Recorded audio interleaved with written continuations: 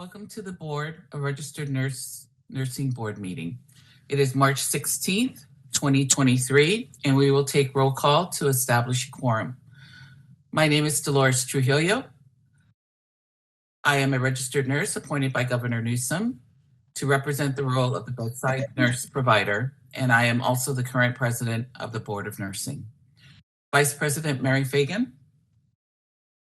Good morning, everyone. I'm Mary Fagan. I was appointed by Governor Newsom in the Nursing Services Administration role. Thank you, Mary. Elizabeth Woods. My name is Betty Woods. I was appointed by Governor Brown, so I've been on the board for a while, and I'm representing the advanced practice role. Thank you. Thank you, Betty. Jovita Dominguez. Good morning. My name is Jovita Dominguez, and I was appointed by Governor Newsom in the education role. Thank you, Jovita. Patricia Nguyen. Patricia Nguyen. I was appointed by Governor Newsom in a public member role. Thank you. David Lawler. Good morning. I also was appointed by Governor Newsom in a public member role. Thank you, David. Vicki Granowitz. Was appointed by Tony Atkins pro tempore in a public role. Thank you, Vicki. Our executive officer of the board, Loretta Melby. Thank you. I'm messing with my camera right now, trying to get it better. Sorry about that. So I am Loretta Melby, or Lori. I'm the board's executive officer, and I'm appointed by the board. Thank you, Lori. And our board counsel, Reza Pezouhesh. Everyone, Reza Pezouhesh, attorney with the DCA Legal Affairs Division, and I am the Board of Registered Nursing's legal counsel. Thank you, Reza. Thank you, everyone. Our quorum has now been established. We will now open it up to public comment for items not on the agenda. BRN moderator, please take us to public comment. We will be opening for public comment now. I will be activating the question and answer feature. Please refer to the screen share for members of the public to see how they should type in their request for comment. I've activated the question and answer feature. Members of the public can indicate that they would like to make a comment by typing into the question box, "I would like to make a comment." Please remember, you will have 2 minutes to make your comments. I will not give a reminder as your time approaches. I do not want to interrupt you nor cause you to lose your train of thought. I will mute your microphone and inform you that your time has expired, and we'll move on to the next member of the public. I'll pause for a moment for members of the public to type in, "I would like to make a comment."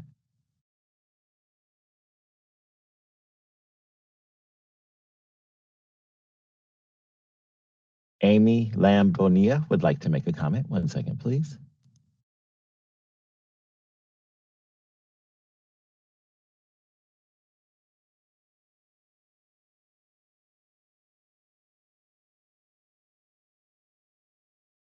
Vanilla. I am the Director of Public Health Nursing for San Mateo County and the BRN representative for our Bay Area region of California as a Director of Public Health Nurse. I have a couple comments. First is related to the Public Health Nurse certificate that is required to become a public health nurse in the state of California. Our concern is that there is still the cost for applying and receiving the certificate, especially the cost would be financially discouraging for new grads and new nurses from getting their PHN certificate to qualify for a public health nurse position. The positions that we are trying to hire for are very difficult to fill now, especially if we need nurses that have, we can't get nurses that have experience. We are depending on the new grads a lot of times, and a lot of times they don't have their certificates, or it takes a while for them to get it, even if they can pay for it. So fiscally, it is a burden for new grads. So that is the main thing for PHN certificates.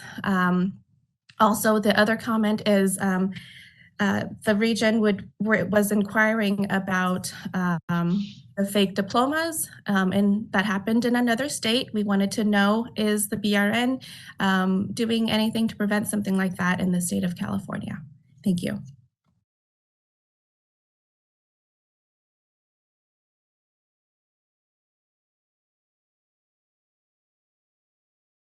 Thank you.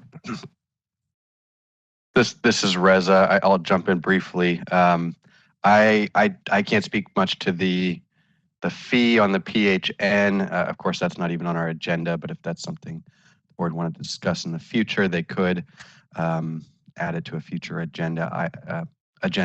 However, on the investigation regarding the nursing schools, I believe I am aware of what you're talking about, and the board is aware as well, and is investigating and participating with law enforcement. And other than that, we can't really comment in much detail about an active investigation, but we are aware and pursuing whatever action needs to be taken there.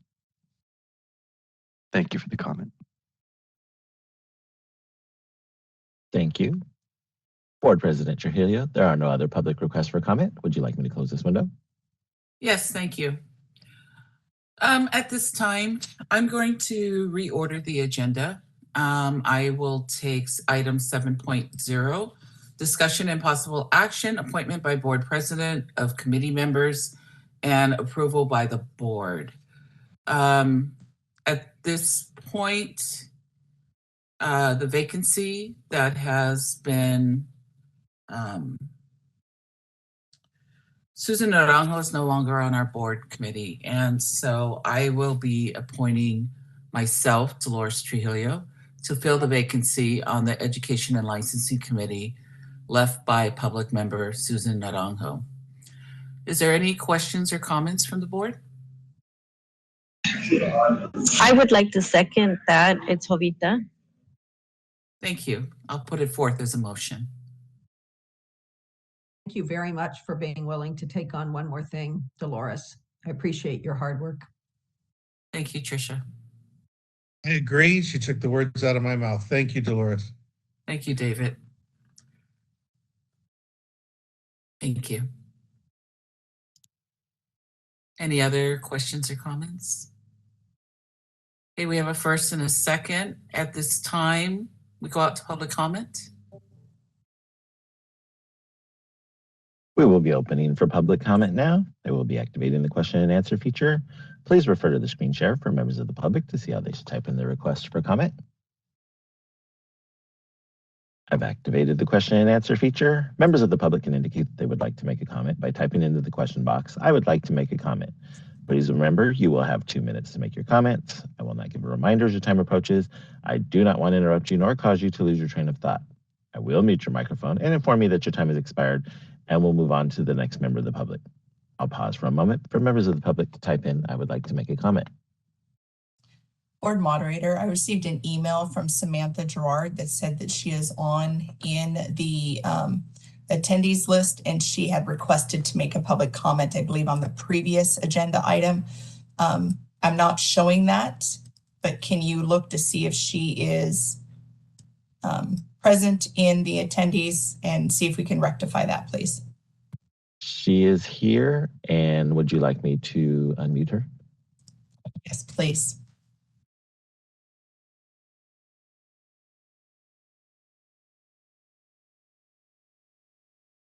Yes, Yes, go I ahead. can. Okay, I apologize. I did put that in the comments, so the Q&A feature. So thank you so much. This is actually for the initial public comment for things not on the agenda. Please proceed. Yes. Okay. Thank you. Good morning, everybody. I am thrilled with the opportunity to speak to you this morning. And one of the things, this is not on the agenda, and so I appreciate your patience and I appreciate your generosity in listening this morning. I understand the time limit, and so I will make sure I stay within that. I wanted to just raise some awareness to community college students. Instead of talking about all of the problems and challenges that I have as a dean and director of a program, I really wanted to tell a story. It's a quick story, but I think it grounds us in our work that we do every single day, and I think it's something that can unite us and bring us together. Our community college students are clearly non-traditional. They are underrepresented in the nursing profession. I represent Southwestern College, We are a stone's throw from the border, US-Mexico border. Our students are first-generation college students. Our students cannot afford to attend university, although the majority are straight A students. Our cut score this year was 88 out of 100 points to get into our program, so it's really competitive.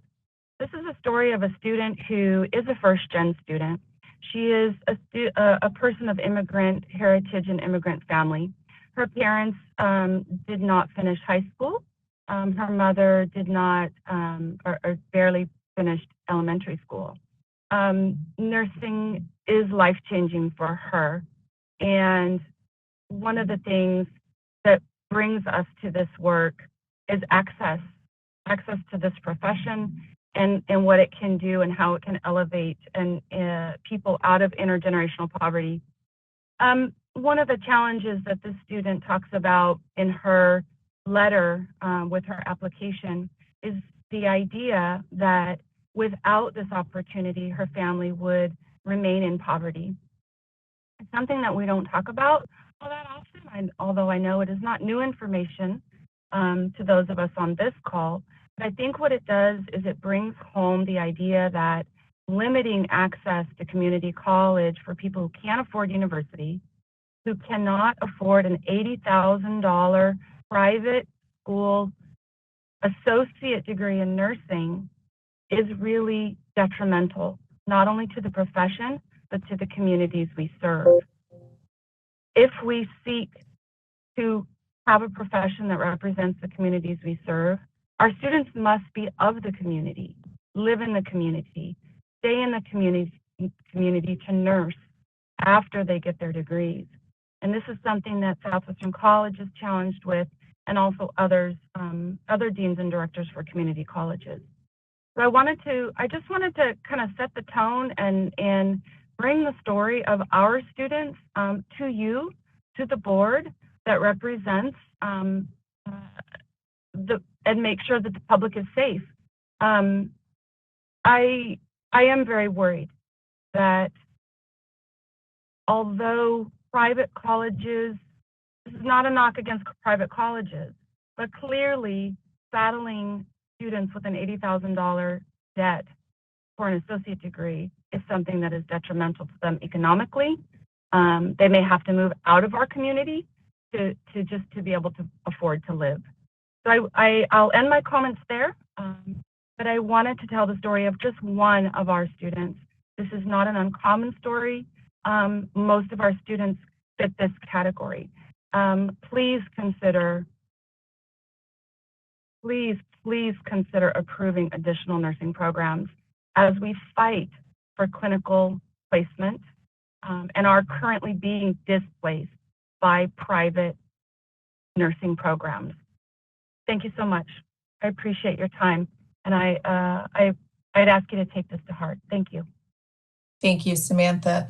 Please note that there are no requests for any enrollment increase, new programs, new campus, or anything on this agenda today.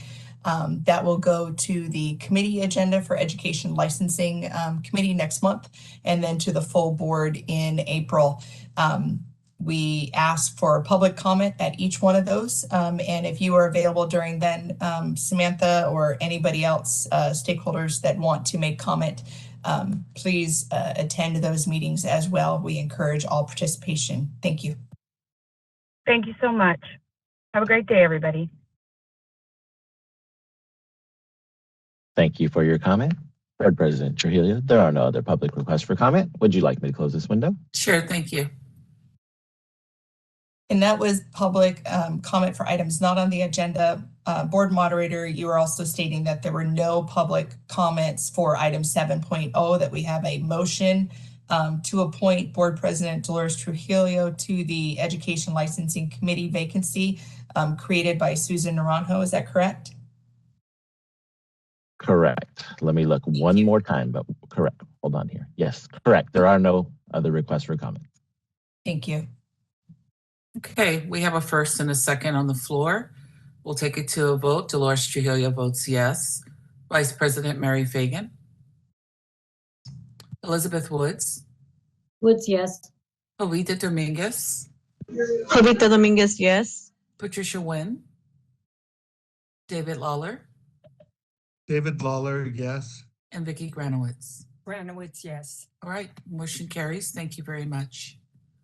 Moving on to the next agenda item, item 4.0. This is information only. Presentation by BRN's Chief of Legislative Affairs on the legislative process.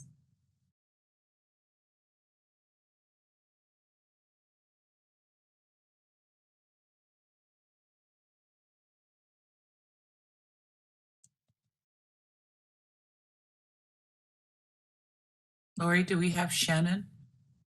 This would actually not be Shannon. We need to elevate Marissa. Oh, Marissa. All right, thank you. Thank you. Board moderator, I do see that I'm here. she's there. Perfect. Good morning, everyone. Thank you so much. It's great to see everyone.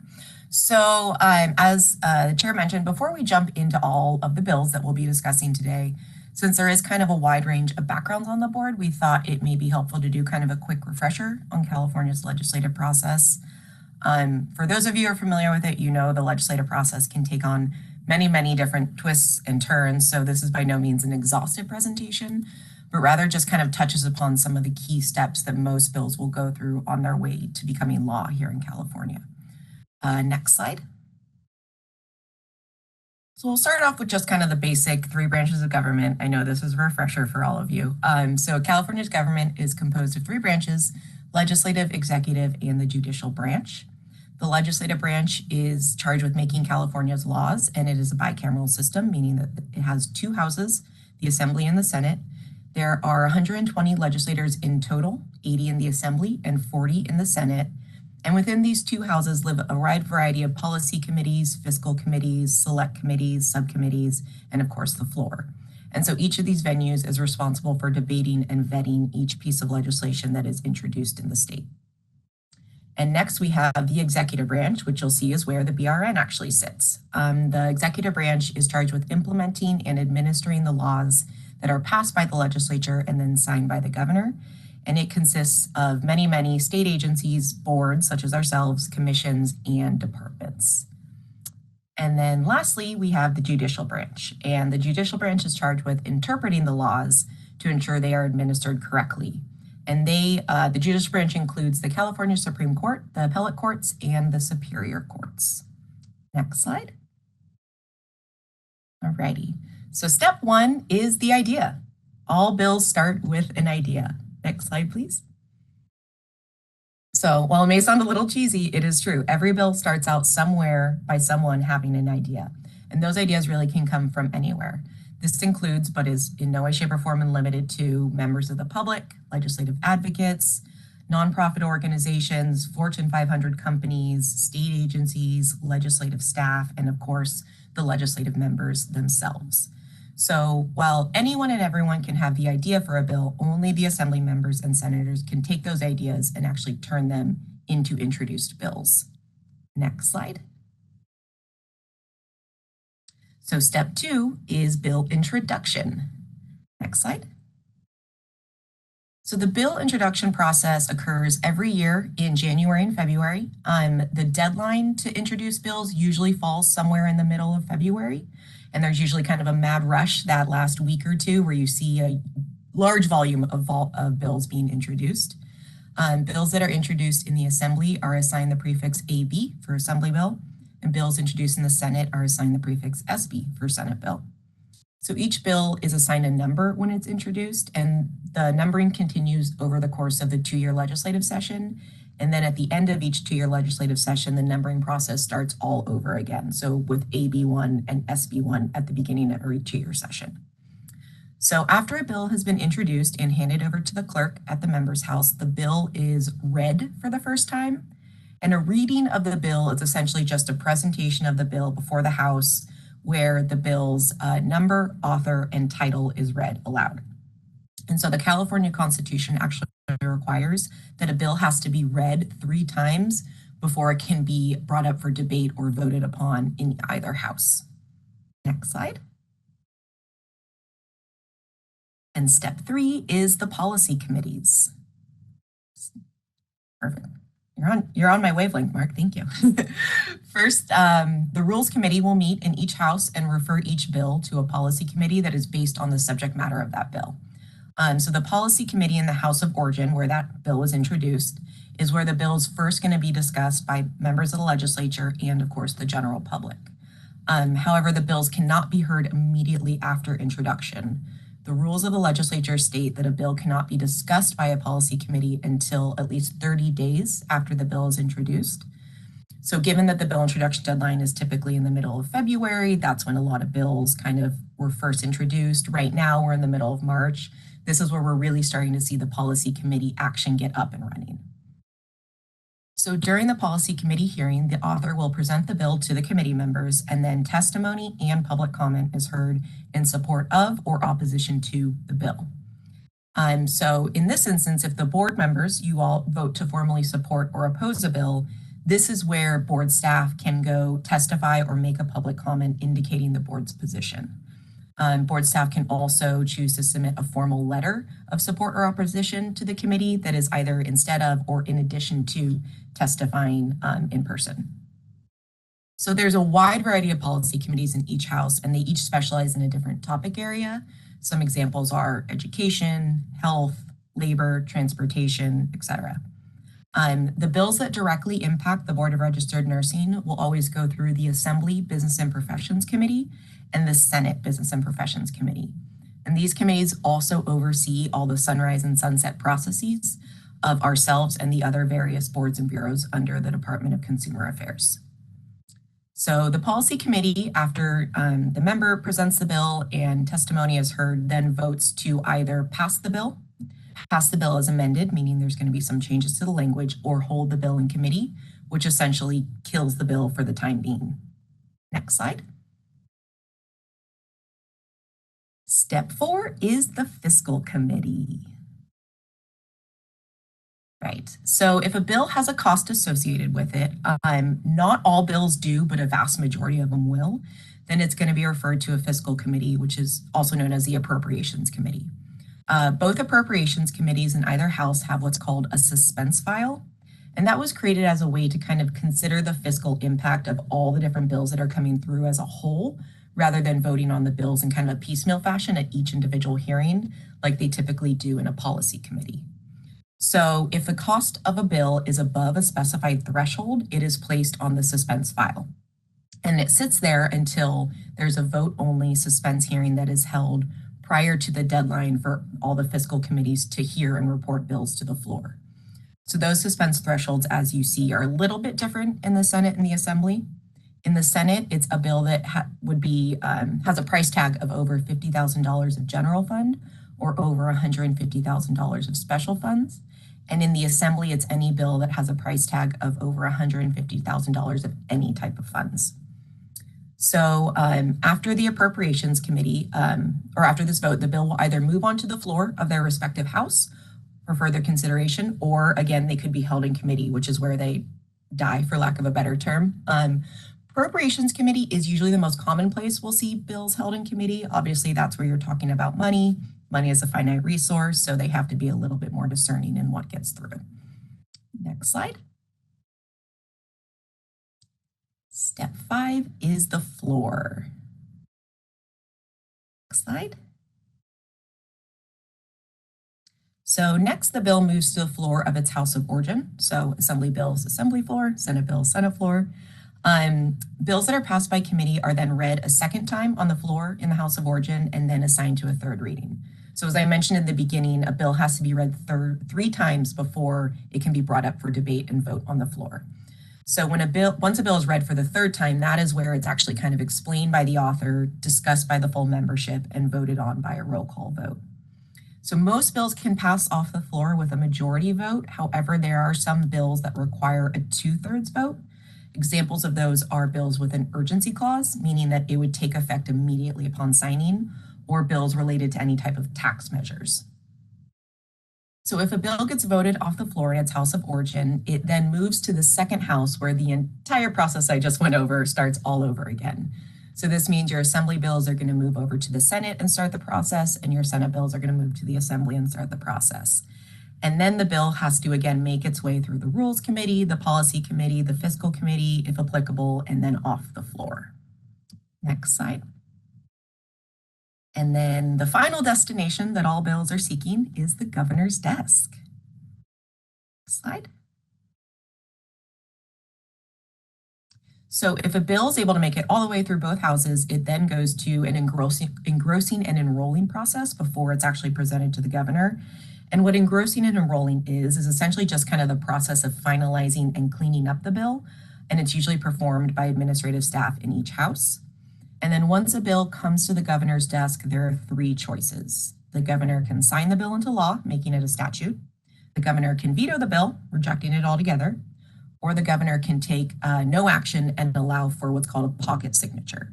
So if the governor takes no action within the required time frame, the bill will automatically become law without their signature. That's why it's often called a pocket signature.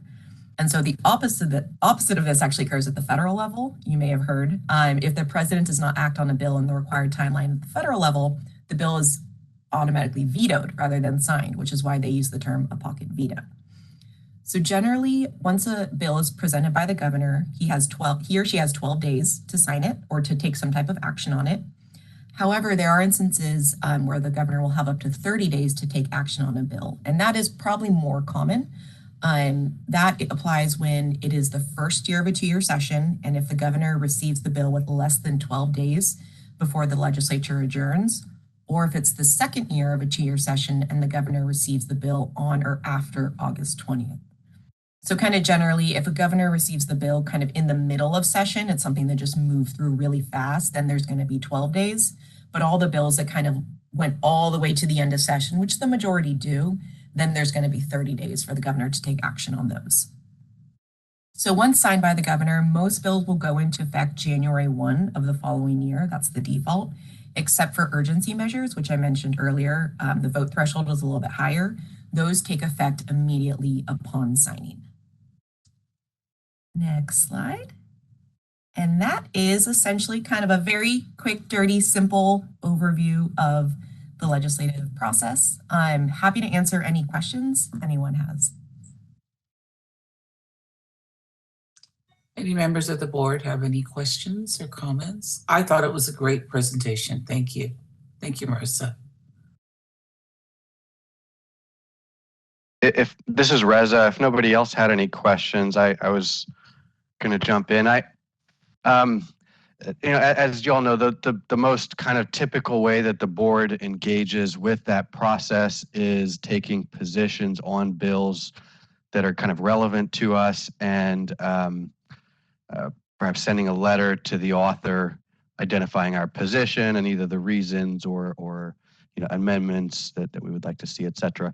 And so, Marissa, I'm curious if you could just maybe remind the board or kind of talk a little bit more about when the board does that, a little bit about how that happens and what kind of ends up happening with our position, because I'm pretty used to looking at the bill analyses and seeing at the end, arguments in support and against and who was in favor and not, and that kind of thing. Board members may or may not have a lot of experience seeing, and so it may be helpful. Yeah, of course. That's a great question. So yeah, the process I touched on with testifying and providing letters, that's really kind of the formal way of going on the record.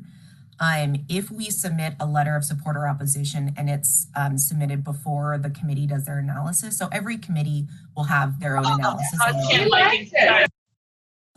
And if we submit it before that's written, it will be included in that analysis where you will see support and opposition. And then when you're in the hearing, there's kind of the testimony and then there's public comment, which are a little bit different. Testimony is usually kind of scheduled ahead of time, and that's where the author will request maybe the bill sponsor or just a strong supporter of the bill to come up and speak on the bill's behalf after they present. And then there's always a chance for opposing individuals to speak on the other side of the bill. So you have a very balanced discussion.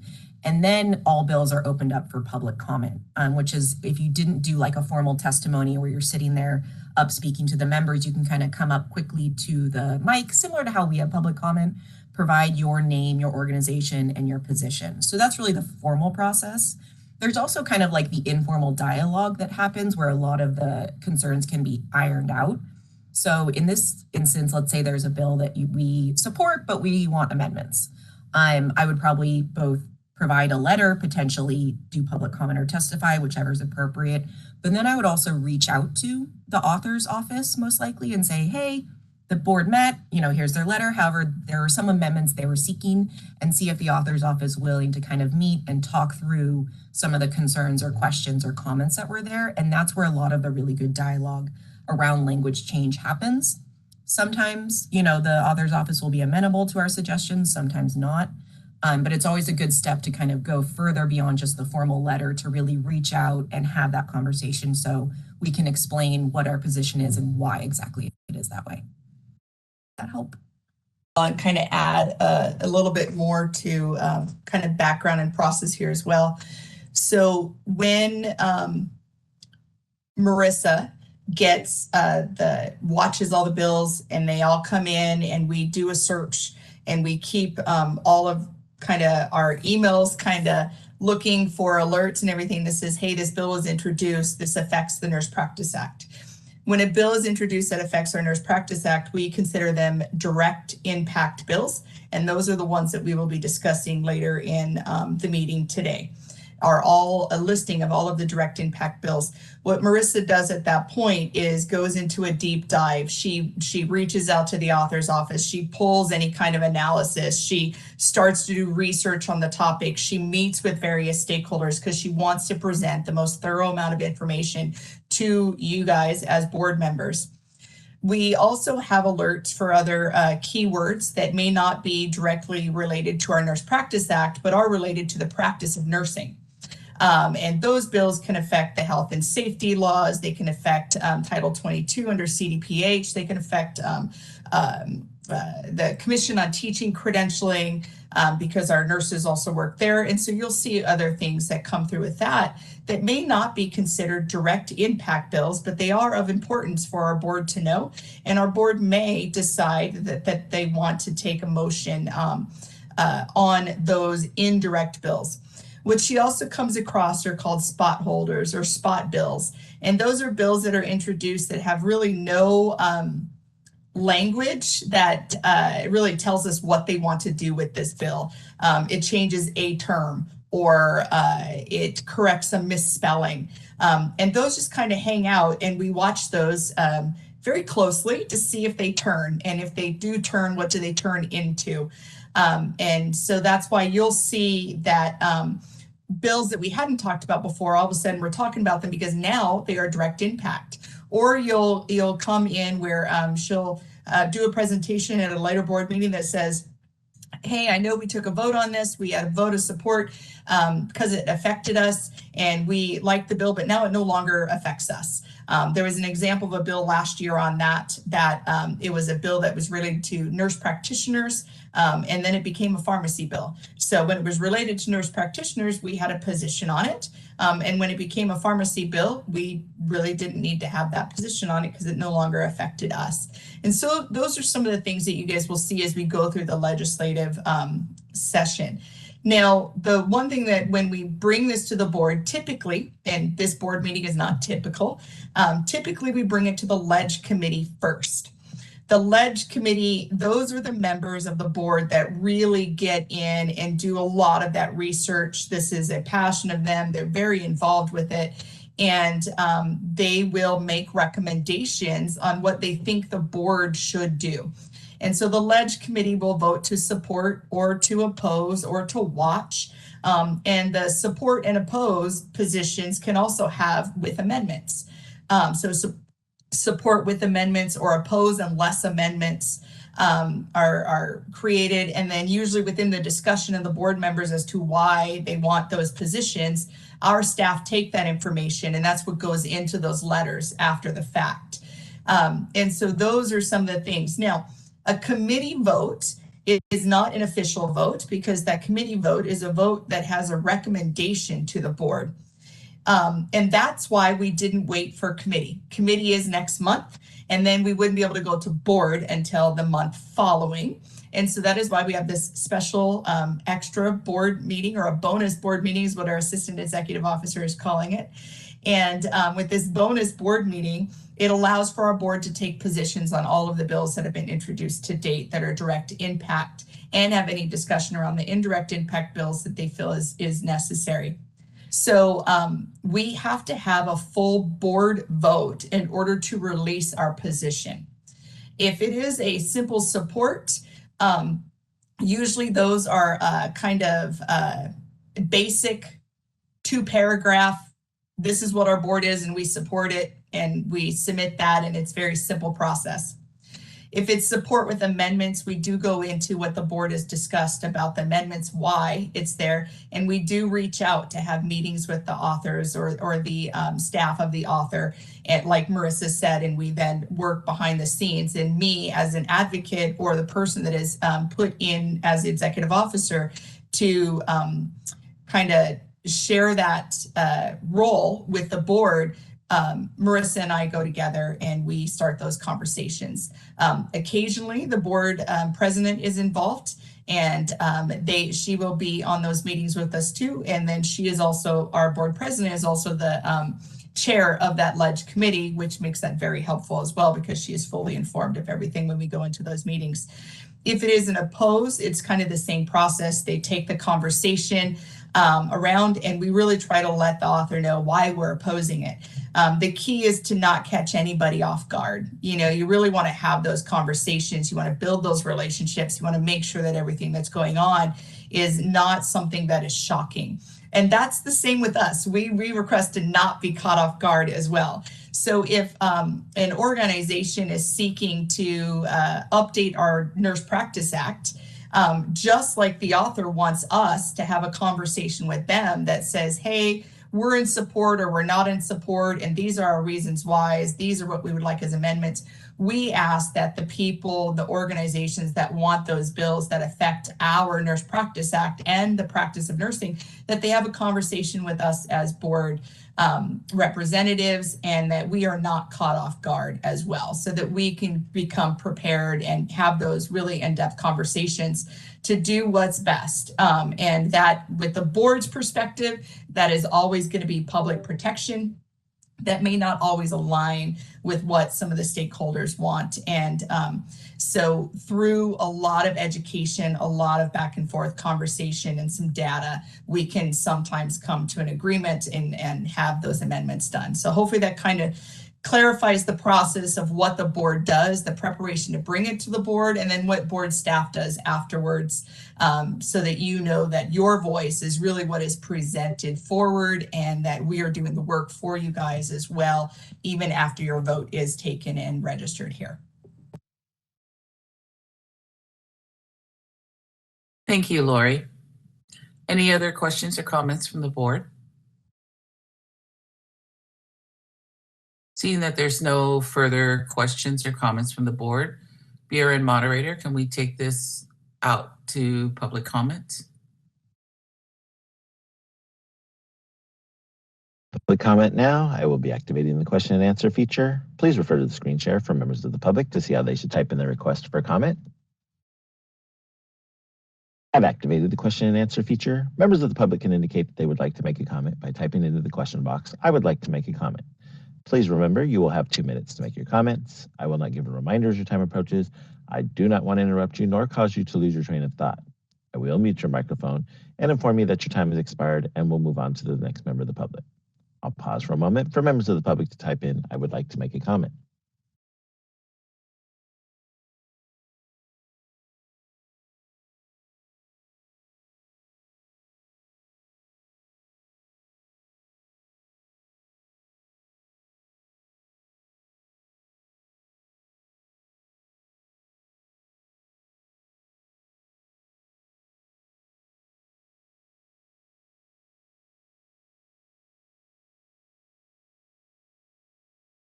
Board President Trujillo, there are no public requests for comment. Would you like me to close this window?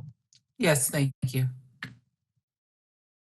All right, moving on to item 5.0. Discussion and possible action on bills relevant to the board from the 2023 to 2024 legislative session. Marissa? Awesome, thank you. And so as Lori mentioned, we're going to be going over the direct impact bills. You may notice on the agenda, I think there were around 11 or 12. And in that research, she had mentioned reaching out to the author's office and whatnot. We found out that about 3 of them are actually spot bills and intended to be placeholders and are going to get fleshed out more thoroughly in the future. So we thought it'd be kind of premature to bring those. So there's only 9 direct impact bills that you see on the side in front of you that we will be discussing today. So just an FYI. So the first one is going to be Assembly Bill 633 by Assemblymember Patterson. And a quick bill summary. This bill would authorize the board to reduce the renewal fees for a licensee who meets the following age and practice qualifications. They have been licensed to practice under this chapter for 20 or more years in the state of California. They have reached the age of retirement under the Federal Social Security Act, and they customarily provide their services free of charge to any person, organization, or agency. The bill also states that in reducing the fee, the board shall not reduce it to an amount that is less than 1/2 of the regular renewal fee. So as you may have seen in the analysis, kind of some background and context as well, is that a few months ago, board staff started working on some proposed regulatory texts that would establish a new retired license category.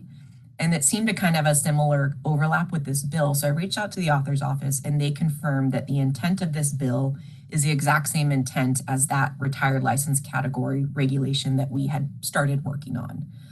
There is a little bit of a difference. The bill itself is a little bit more prescriptive in the criteria of who would qualify for this new category. The bill would only apply to nurses who are 67 or older and have been working in California for at least 20 years. At this point in time, our proposed text, which will of course be brought to you all before it's finalized, is a lot broader, and it's pretty much open to any nurse who doesn't have a restricted license, who wants to seek retirement, meaning they're not actively practicing, but they still keep that RN naming convention and can volunteer their services. So when I shared this with the author's office, they were extremely willing and open to work with us in any way we desired to have kind of our regulatory efforts and the statutory efforts link up, so there's nothing conflicting. So they're very open to any direction or feedback you all have and want to present to them after the discussion. So happy to answer any questions or just open it all for you to talk through. So Marissa, I have a question.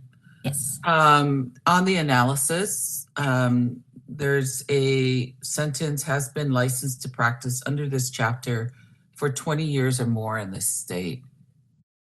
Correct. Yeah, 20 years. I mean, some people come in to the state, practice, and they may not make 20 years. So how would they,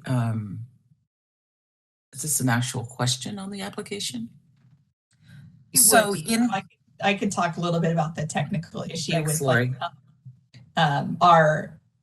When bill language is introduced, we look to see what the effects are and what our board has to do to make that bill that is introduced implementable. We don't move on any of those items until the bill is actually signed into law, because of course, as Marissa said, it can change up until the day the signature is placed. So we absolutely do not move on that. What we would have to do is actually create a retirement application for our nursing license that would be able to ask the questions that are identified in this bill in order for the person to proceed to apply for that. And so we would have to create a retirement license application instead of, like, we have a nursing license, we have an NP license, we have, as the public commenter said, a public health nurse license application. We would have a retired nursing application. They would complete that application, answer all the questions to ensure that they then qualify for this, and then we would be able to grant that, and it would show up on the DCA's license lookup that it is a retired status. This is a big deal to a lot of our nurses because right now we don't have a retired status at all. You either have a nursing license or you don't have a nursing license. So a lot of these people that want to keep the title of RN, because we know we have a law that says you can only have a title of an RN if you're licensed as an RN. And if they want to keep that title, they have to continue to pay fees, continue to stay up on their continuing education units, and continue to re-up every 2 years. This bill is kind of changing that. But like, we kind of talked about is where we can go and we talk to the people that are involved in the bill. In this bill particularly, they were super open to discussion and amendments, and it's fantastic. So we have, as Marissa said, the regulatory language on a retired status right now that we are working on with DCA, regulatory attorneys, getting it ready to bring forward to the board. That does not have a 20-year practice requirement. It doesn't have a fee attached to it that says half of what we pay to renew the license there. So we could actually go in, we could give the author our language that we've been working on in the regulatory realm. And the bonus with that would be is it would be put through as a bill. It could be signed into law, and then we may not have to do a regulatory package to implement it, and it could be implementable a lot sooner than if we did a regulatory package. Because if they're able to get it into law through the bill process, it becomes statute. There's not regulation typically that we have to do with that if it's fairly straightforward and clear. And then we can implement that. If the bill is not straightforward and clear and get put into law, then we do still have to do regulations, which would be kind of like what the application will look like. That would still have some time, but we're well into the process of that language. And so that would go probably in a more streamlined fashion than if we were to start from scratch. So there are plenty of ways that we can kind of talk to this author and say, we really don't like that 20-year requirement, because you have a nurse that endorses in that doesn't want to work anymore, that may be now residing in California, whether living with family or coming here as a retirement job, but has an RN license here, that may not want to work an additional 20 years because they transferred in at 65 and they don't want to work till 85 in California to be able to qualify for this. It's also not just age-related retirements, and that's something I think we need to kind of be aware of as well. There are health-related retirements, there's disability-related retirements, and when you put a minimum work requirement on a retirement license, I think we're kind of overlooking that process. That you may have somebody that has a debilitating disease or condition that can no longer work as an RN, that wants to have a retired status but did not make the 20 years as well. So those are some of the conversations that we've been having within our BRN team, as well as with DCA's regulatory attorneys. Thank you, Lori. Any other questions or comments from the board? Yeah, this is Betty. Hi, Betty. I have a question.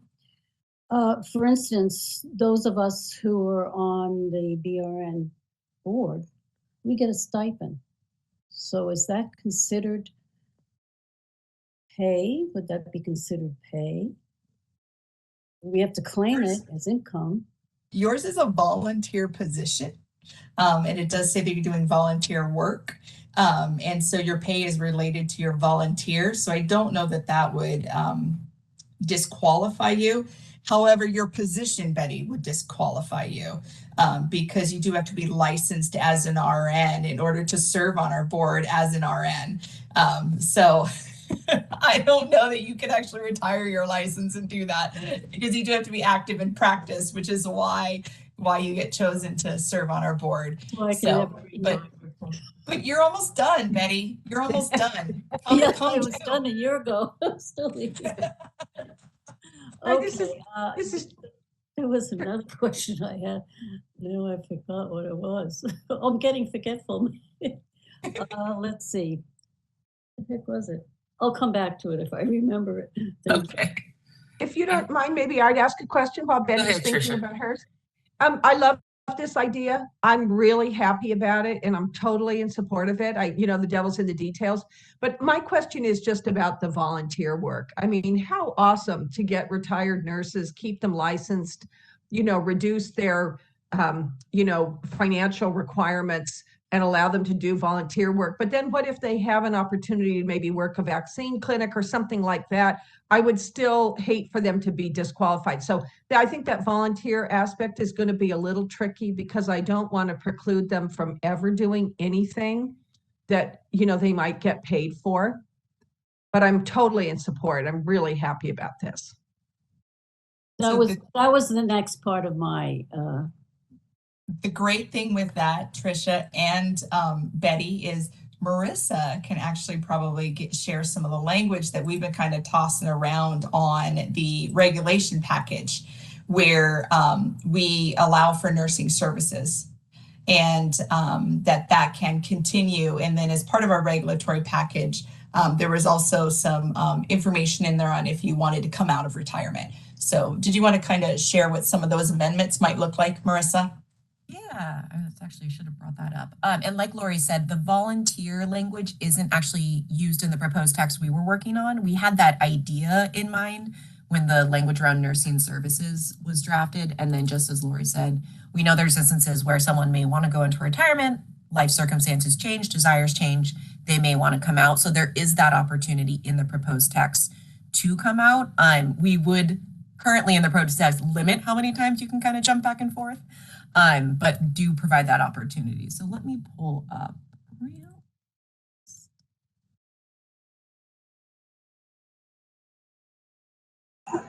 This is Jovita. I have a question whenever I'm able to As she's ask it. pulling that up, you can ask the question, Jovita. Oh, perfect. Thank you. What about the retired nurses that let their license lapse due to, either their personal choice or because they were on constraints with finances, and now they want to have their license active just for volunteers? Because we saw that we saw some of my colleagues that had already been retired for a while, but then they couldn't, they weren't able to volunteer at vaccine places, as a volunteer because they had no license, but they were able to volunteer as just a public member. Would they be able to reapply for an active retired status, or would this bill unfortunately not be available to them? So so again, there's a couple different things that we're discussing here. So I'll try to kind of wrap that up into one real quick. The language that the author's presenting right now in this bill does not cover all of those kind of finite details, but we will be working with the author's office to kind of give those details if the board votes to support this with amendments, and those specific amendments are kind of discussed here within those board, then we can present that to them. We do have a lot of language that Marissa's pulling out already up on that retired status kind of process, where we took a lot of that stuff into consideration. We did have what's called a back to active process that happened during COVID, and it did allow for nurses that did have an inactive license to come back. It was a complete process that was made just for that, so that they can come in, temporarily renew their license, and go back in and help at those vaccine clinics. It makes me kind of upset to realize that some nurses were not aware of that, or some employers that were utilizing or trying to utilize nurses at a vaccine clinic did not have an awareness that that was allowable. There were a lot of states throughout the nation that allowed for retired nurses to come in and provide those services without even having to reactivate their license. One of the kind of provisions that are in the regulatory package is where it allows for nursing services, which nursing services are what our students do when they're enrolled in a nursing program, and allows for nursing services to continue to be rendered by an retired RN, even when they're in the retired status, as long as they have appropriate supervision. So that would be a licensed RN with them to be able to do that up to their competency. So that was definitely discussed, and something that we did want to put forward to allow for that because of what we experienced with the pandemic and the call to action. Yeah, thank you, Lori. And also the whole inactive to active to retire, that was discussed when we were working on the proposed regulatory language, because what we wanted to avoid is having to have someone have to go from inactive to active to retired. So the hope is to be able to allow anyone with an unrestricted license under the regulatory text to be able to apply for that. So I have the language right here, and I have to backtrack myself a little. We don't use the term volunteer, but we do use the phrase free of charge, and I'll read the entire paragraph as it is now. Again, everything is still draft. So if adequate medical and nursing supervision by a licensed RN or nurse is provided, a nurse who has been granted a retired license under this section may provide nursing services to the public free of charge in any public health program created by a federal, state, or local law or administered by a federal, state, county, or local governmental entity. These services shall be limited to services which they were permitted to perform under their active license and are competent to perform as determined by the supervising licensed RN. This language is similar to, not exactly the same though, as a few other boards that have retired license categories, such as medical board and the dental board.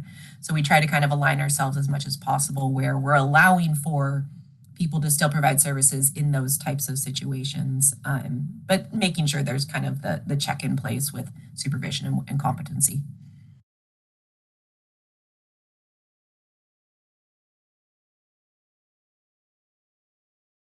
General Vita? Yes, thank you. I appreciate it. Okay. Was there another question? I have Betty? a question sort of. Oh, Oh, go sorry. ahead. Go ahead, Mary. Just about the process. So since we have the regs that that have already been worked on, and then this this proposed bill, would we want to? And I think this is fantastic to be able to have the opportunity for retired nurses to volunteer. Would we want to approve this if amended, and then you guys will work to combine the language? Is that the process that we would want to take in order to move this forward most expediently? I think that would be the best process forward. Yeah. Yep. Okay. Also, I forgot to address prior to opening this portion of the agenda is we will go ahead and continue to vote as a board on each bill, and then at the end we'll summarize and open up for public comment. Any other questions or comments? Betty, did you have another question?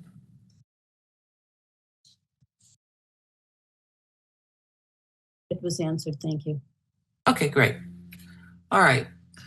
So if there's no further questions or comments, I would like to make a motion to support this bill if amended.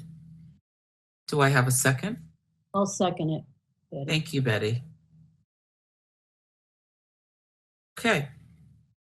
Moving on to the next bill, Assembly Bill 883. This is sponsored by Mathis. Business licenses, United States Department of Defense Skill Bridge Program. Marissa? Yes, thank you.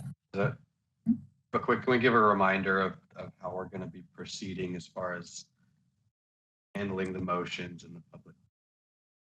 I believe this is how we've typically done it, but just. So, and you can correct me if it's not, I don't know, not legal.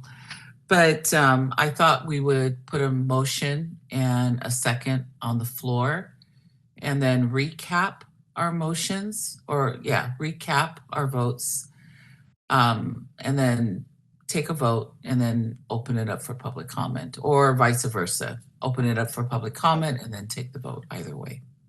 That's fine. The one change is, before the votes are taken, we would go out to public comment. Like I said, I think this is how we've done it in past meetings. We'll go through each bill, have board discussion, make the motions, and then at the end, go to public, kind of a public comment for all bills, and then go through and vote. Yes. So again, as I said, I think that's how we've done it before. I just wanted a reminder for maybe if anyone in the public that's in attendance didn't get a chance to see how it was done in one of the past meetings, just letting them know that there will be a public comment opportunity kind of at the end of the discussion of all of the bills.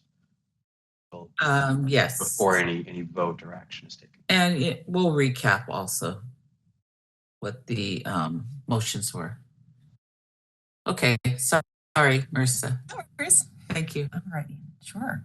So this is another bill related to kind of the licensing process. Under current law, all boards within the Department of Consumer Affairs are required to expedite the initial licensure process for an applicant who has served as an active duty member of the armed forces and was honorably discharged. This bill would expand that a little bit by additionally requiring all boards within DCA to also expedite in the initial licensure process for an applicant who is enrolled in the U.S. Department of Defense SkillBridge program.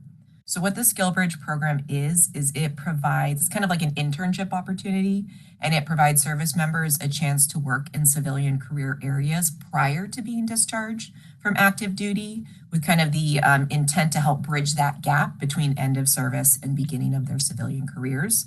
So during that time, service members participating in SkillBridge would receive their normal military compensation and benefits, and then the industry partners they partner with would provide the training and the work experience. So in talking with the author's office, they confirmed the intent of this bill is to provide service members with kind of like a head start on the licensing process by allowing those who are enrolled in that SkillBridge program to submit their application and have it expedited up to 180 days before they separate from service, rather than waiting till they separate, then starting the process, in hopes that the license will kind of be processed either by the time they separate or soon thereafter. So that's pretty much the overall gist of the bill. Happy to answer any questions or just open for discussion. Any questions or comments from the board?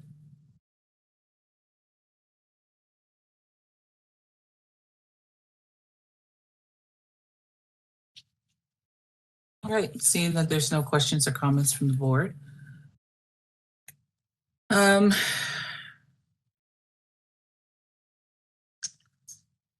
I would like to make a motion to support this bill. I second. Thank you.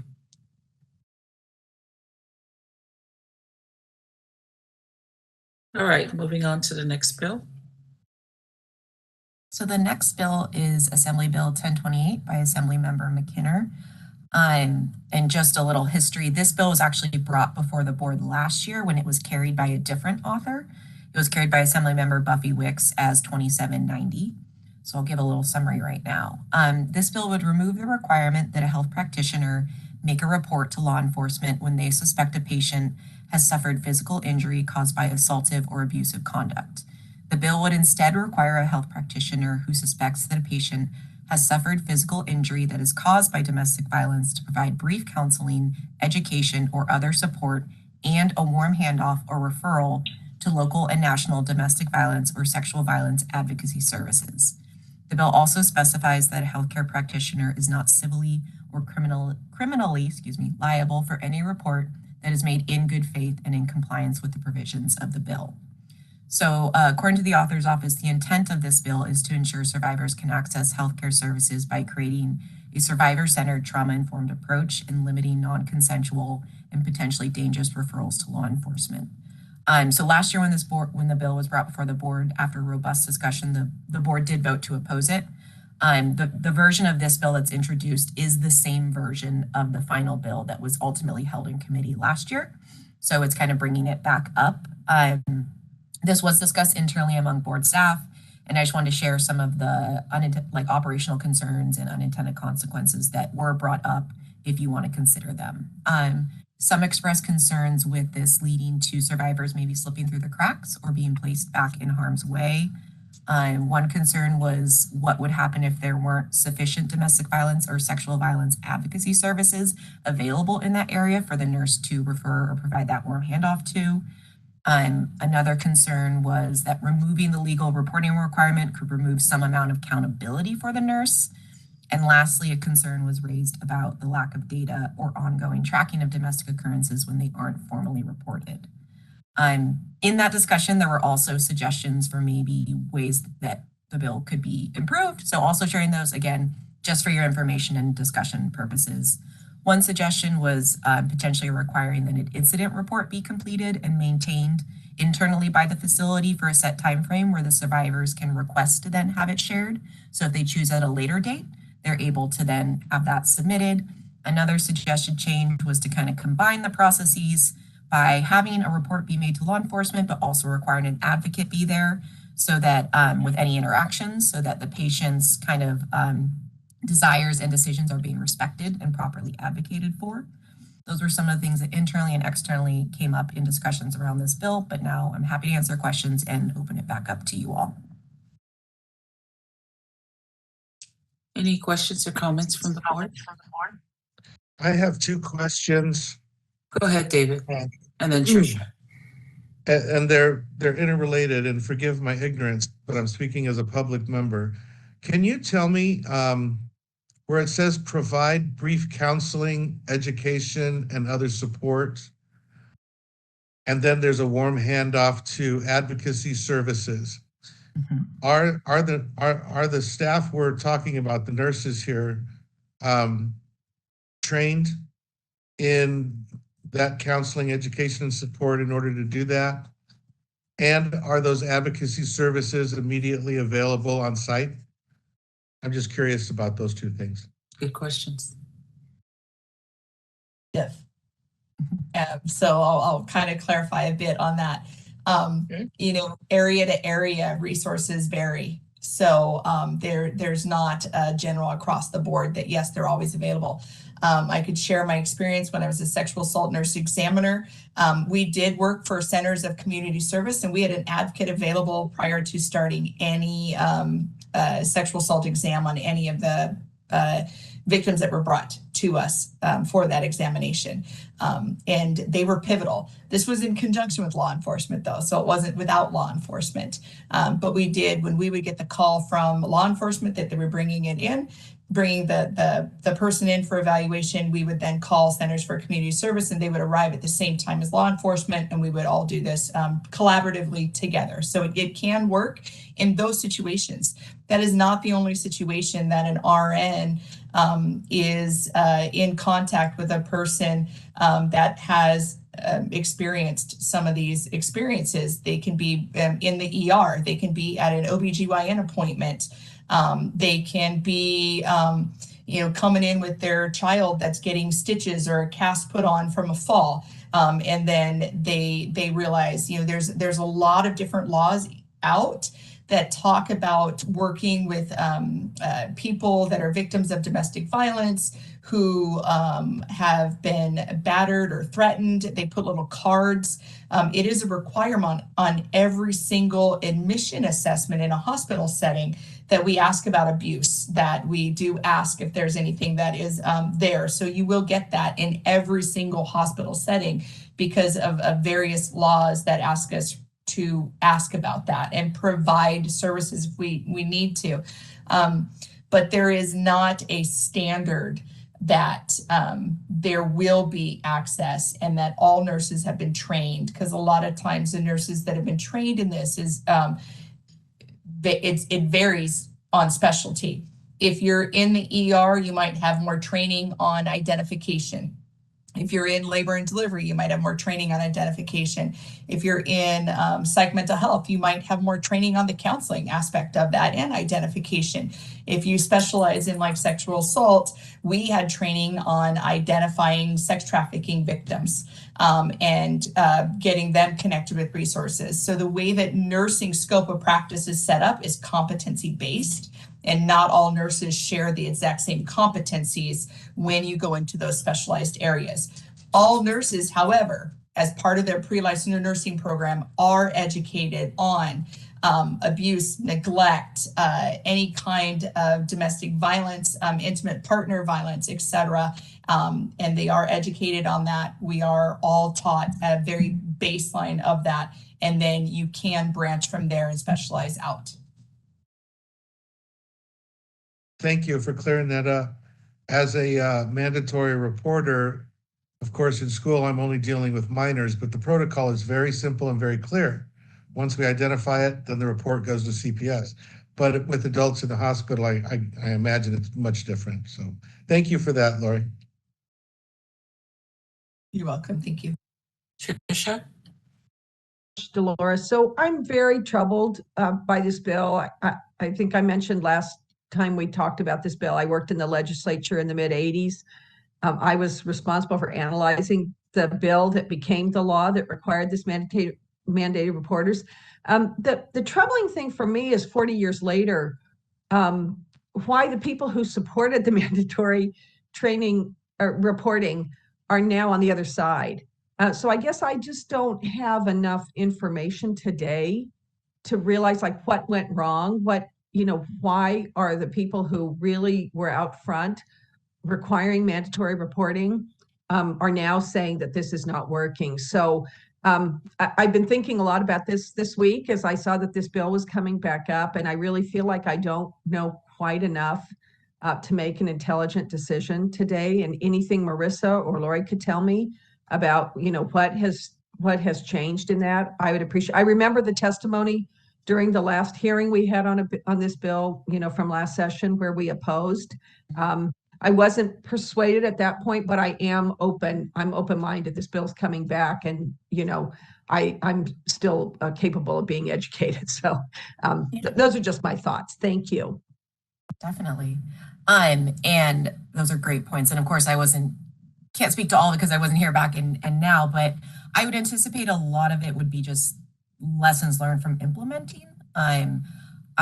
When we did speak with the author's office, a lot of what they shared was kind of making the decision to kind of uncouple the law enforcement system from the healthcare system, because in that process, it kind of forces them together, whether or not the patient wants it, and allowing the survivor, the kind of the autonomy over if and when to report.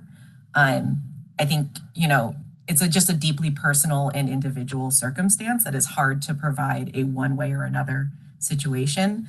But a lot of what they were saying is there are sometimes those unintended consequences or fear when law enforcement is built into it, especially for certain communities. And so this would provide that as an option, but not a requirement. And so that was some of the stuff that was brought up when we spoke to the sponsors last time. Another option is if there's still kind of questions, we can always invite the sponsors to come speak about the bill, or the author's office to come speak about the bill if you want to have a more kind of in-depth dialogue. I don't want to put words in their mouth, of course. But yeah, those are some of the things that were brought up when we did meet with them as the impetus for why the bill was introduced. For further information, Dolores and I did meet with the organization last year. What they stated to us is there was new research out there that when they worked with the survivors of the various types of abuse, they shared that they were hesitant to seek medical care in concern that additional attacks may be brought upon them because they would be reported as soon as they came in by the healthcare professionals. And so the push for this was to not create a barrier between the person that needs medical care, wants to seek medical care, in fear of repercussion from that mandated reporting process, causing them additional harm from their abuser. And again, that wasn't shared by all advocate groups. And I was very transparent earlier on that I used to work as a sexual assault nurse examiner. So it did catch my eye when one of the groups that was opposing this, saying that was not something that they were seeing, was the sexual assault nurse examiners, those forensic nurses. And so I agree with you, Tricia, that there's just not a lot of data out there. There's not a lot of information here. And that more discussion is probably what needs to occur to really change something that was fought so hard to be brought forward. I don't know that the data stands across all areas, and meeting with those stakeholders and Marissa shared, were maybe doing some dual, because absolutely the need for follow-up involvement from an advocate group is necessary. That's hands down necessary. Those advocate groups do amazing things. They go with them to doctors' visits. They go with them to counseling sessions. They sit with them through court proceedings. They really are there with them that entire time and give a lot of support and strength. to assist them through those early stages, and they stay on for a year or so. And a lot of times that is completely funded through the crimes victim funds for the state of California, which is a great thing too. So it doesn't have a lot of financial burden on some of the underserved populations. And so that's a good aspect too of why getting those people are involved and getting this through that process. But again, it's the fund is related to victims of crime. And if you don't have a police report and stuff filed with that becomes problematic. Another one that I kind of shared in the discussions with my experience was we, as part of the sexual assault nurse examiners, had an incident reporting process where you can have somebody come in, collect the data, collect all the evidence, have it as an incident report, and that was kept for 18 months and not turned over to police. But it was a legal process, just to put that out there. And that incident reporting with all the evidence collection and the storage did occur in collaboration with the police, but it wasn't turned in as a police report.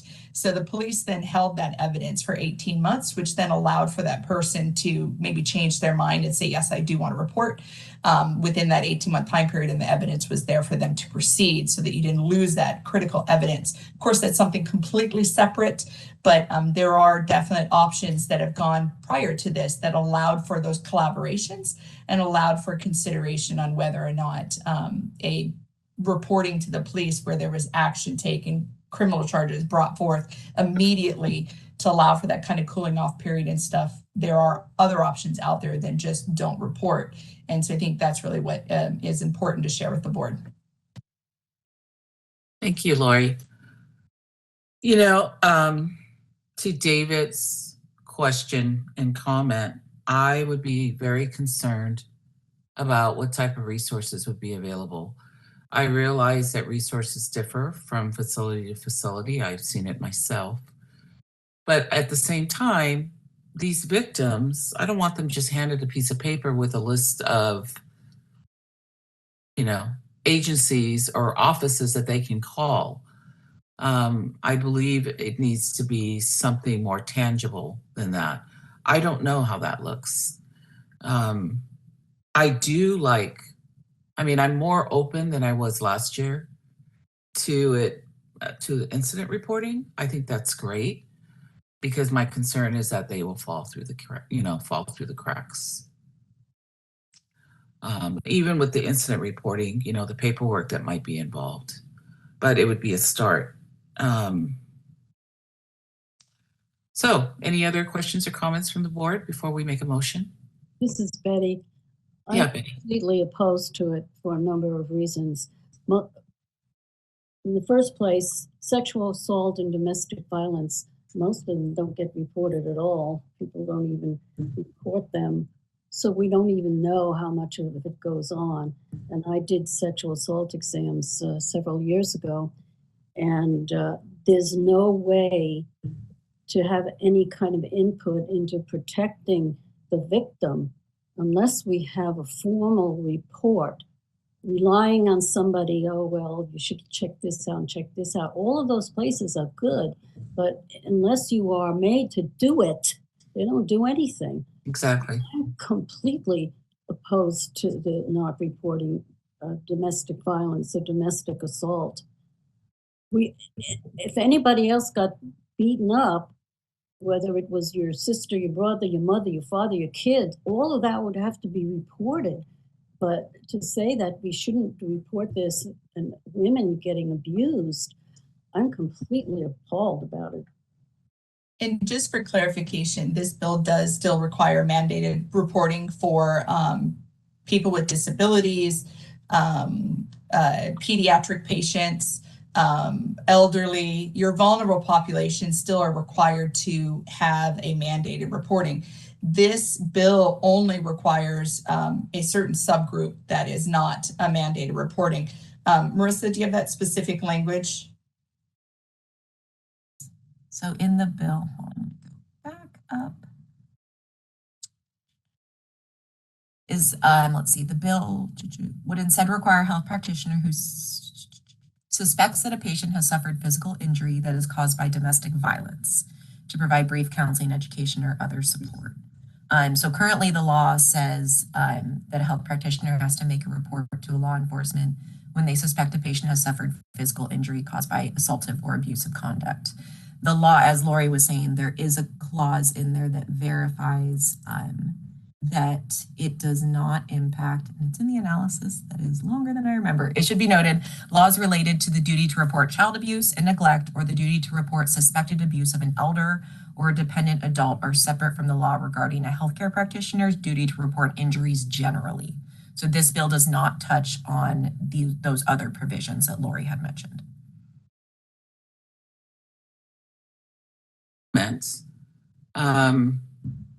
Women and our transgender population is very vulnerable to this.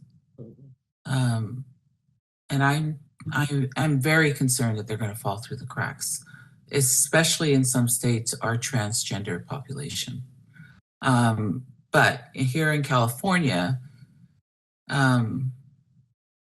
I think it could be both. It's not just women. Our transgender population, even some men. Could be men. Yeah. But he should be subjected to violence. Yeah.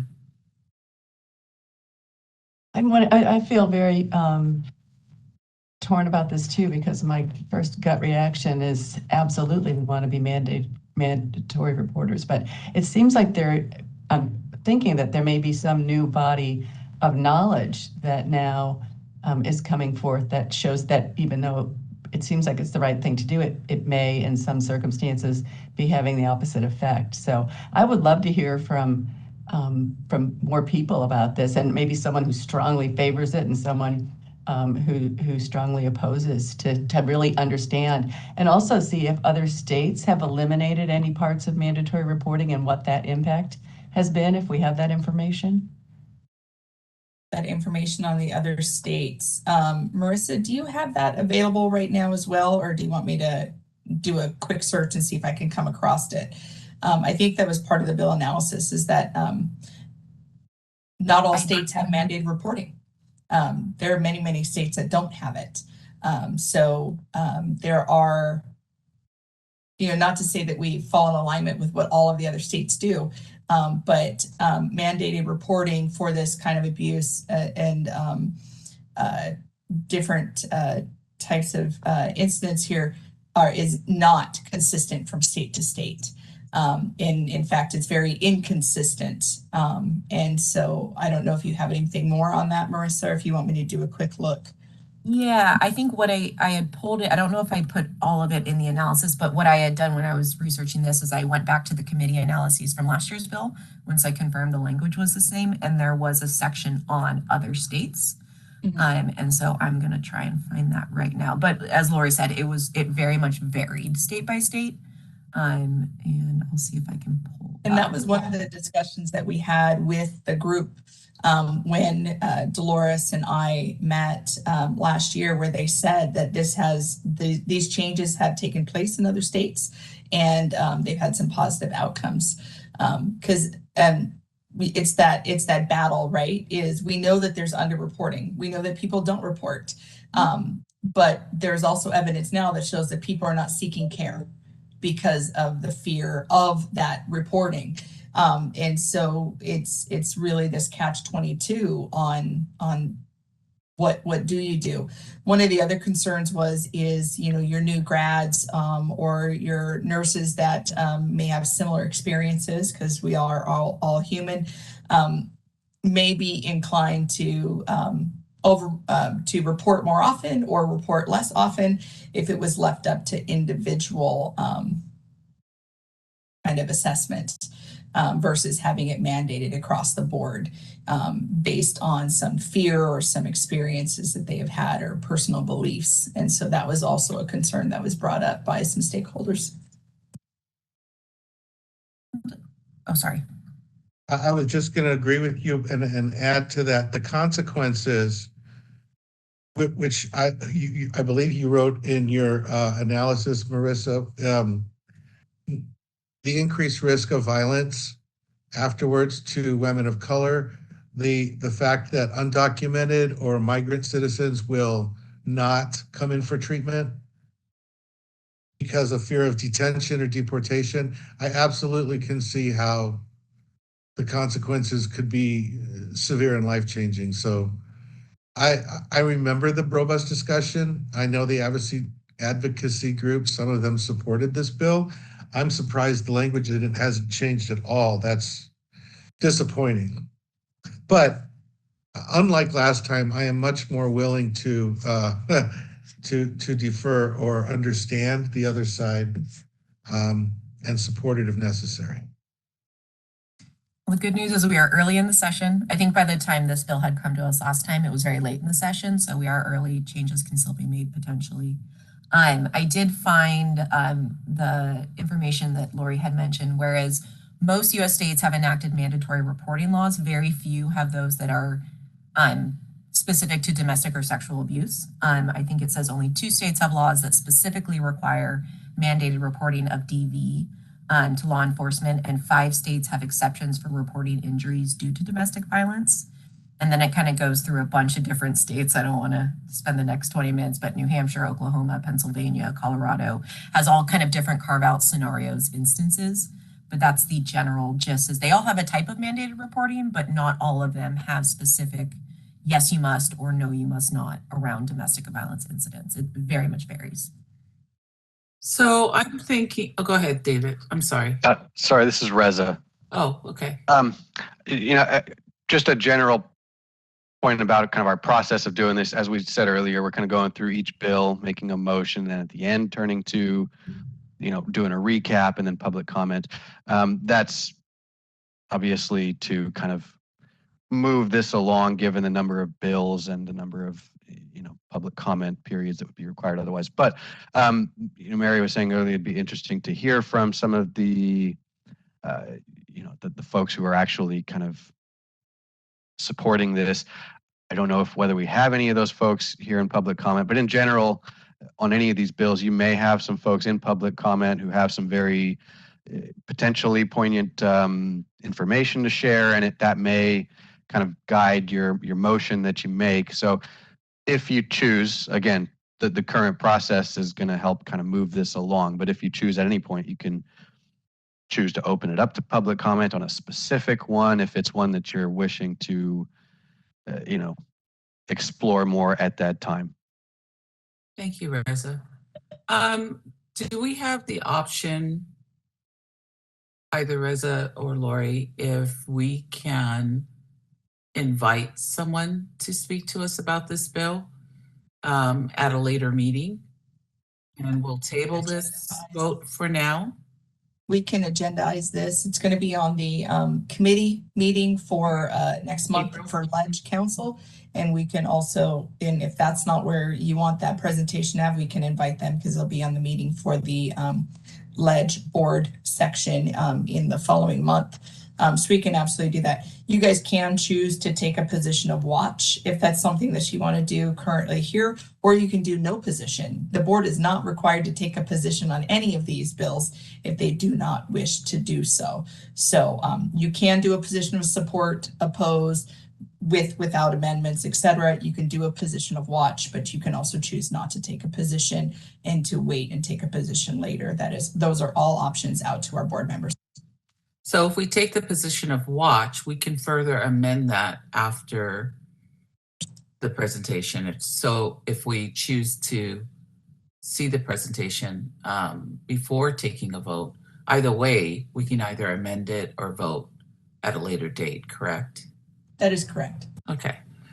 I would just like to table this. It doesn't make sense to take a position of watch if we may further amend this at a later meeting, and table this one particular bill for now. And then if we can invite somebody from the bill author's office or somebody to speak to the board, that would be great, that we can ask direct questions regarding this bill. Can I ask a question? Sure, go ahead, Vicki. It's, I didn't do domestic violence, I did sexual abuse. With domestic violence, is there a difference between misdemeanor domestic violence and felony domestic violence? in the penal code? That is a good question. I do not know the answer to off the top of my head, but I can do some further research on it for you. Because it might be interesting to look at trying to create some grades within what they're talking about, where you might have more leeway and where you don't. Now, I know that puts more pressure on nurses to know what the different levels are, if there are different levels. But yeah, I wish we were taking public comments. So if there were any experts in the queue, we could listen to what they had to say. But Take public comment. We can open it up to public comment. Take public comment. Could I make a quick comment in reply to Vicky? I actually think that's kind of a cool idea, Vicky, to, kind of less serious versus more serious. But those, I don't know what the answer is, whether there's, misdemeanor or felony, but those decisions wouldn't be made before someone presents at a hospital or a doctor's office. Those decisions would be made by a DA at some later point.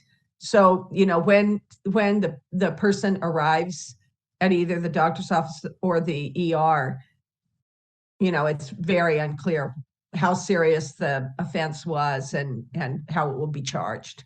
yeah, I was just thinking, I know it's complicated because I get that people won't come forward, but not reporting can be a problem, but reporting, so it's complicated. I wish we could hear more of the research, and perhaps if we can get it agendized and we can have some experts and people on both sides of the issue come and talk to us, that would be helpful. But I don't know what to do, really. Yeah, I see the pros and cons on both sides. Yeah. We can reach out and we can get that scheduled. Vicky, are you still wanting to possibly open up to public comment on Assembly Bill 1028, or are you wanting to wait until the end? Why don't we wait to the end? Because Reza says it's okay, but I have concerns that if we open it for one item, people are going to complain that we didn't open it for other items, because there needs to be fairness in how you do public comment. At least that's been my experience. So it's kind of, Absolutely understandable. Does the board want to take a position at this point, or are you guys choosing to not take a position at this point? And that position could be watched, but we could also choose not to take a position and wait for those presentations. Idea of tabling, waiting. Okay, so no position on this bill. We can move if we get a second to say that they don't want to do that position. I'll second. Okay, then we can move on to Assembly Bill 1651. Great, thank you. So the next one, a little more straightforward, Assembly Bill 1651 by Assemblymember Sanchez. Under current law, school districts, county offices of education, and charter schools are required to provide emergency epinephrine auto-injectors, or EpiPens as they're commonly called, to school nurses or trained personnel who have volunteered. The law also allows school nurses or trained personnel to use those EpiPens to provide emergency medical aid to persons suffering or reasonably believed to be suffering from an anaphylactic reaction. This bill would expand upon that a little bit by additionally authorizing a school employee that is not a school nurse or a trained personnel to administer an EpiPen to a person exhibiting potentially life-threatening symptoms of anaphylaxis at a school or school activity if the nurse, trained personnel, or a physician is not available.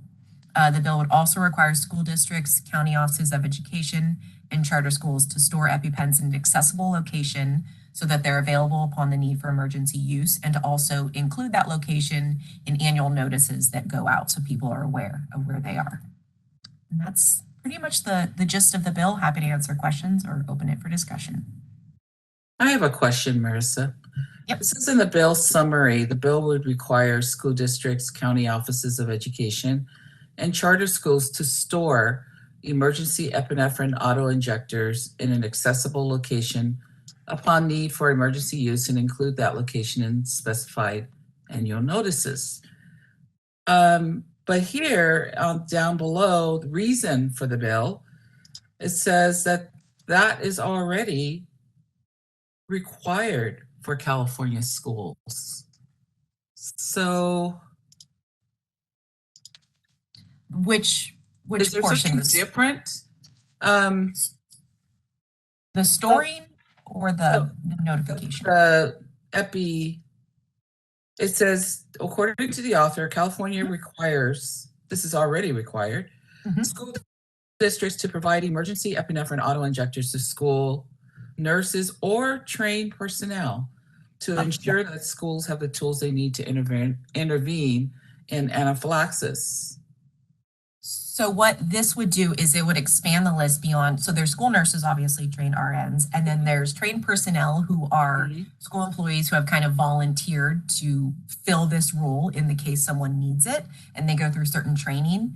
This would expand it to also say if there's an instance where a student is having an allergic reaction, a school nurse is not available, a pre-trained personnel is not available, any school employee could step in and administer that EpiPen. So just expanding the list of people who are available to jump in if the school nurse or the trained personnel, or I believe they say a physician, is not on site.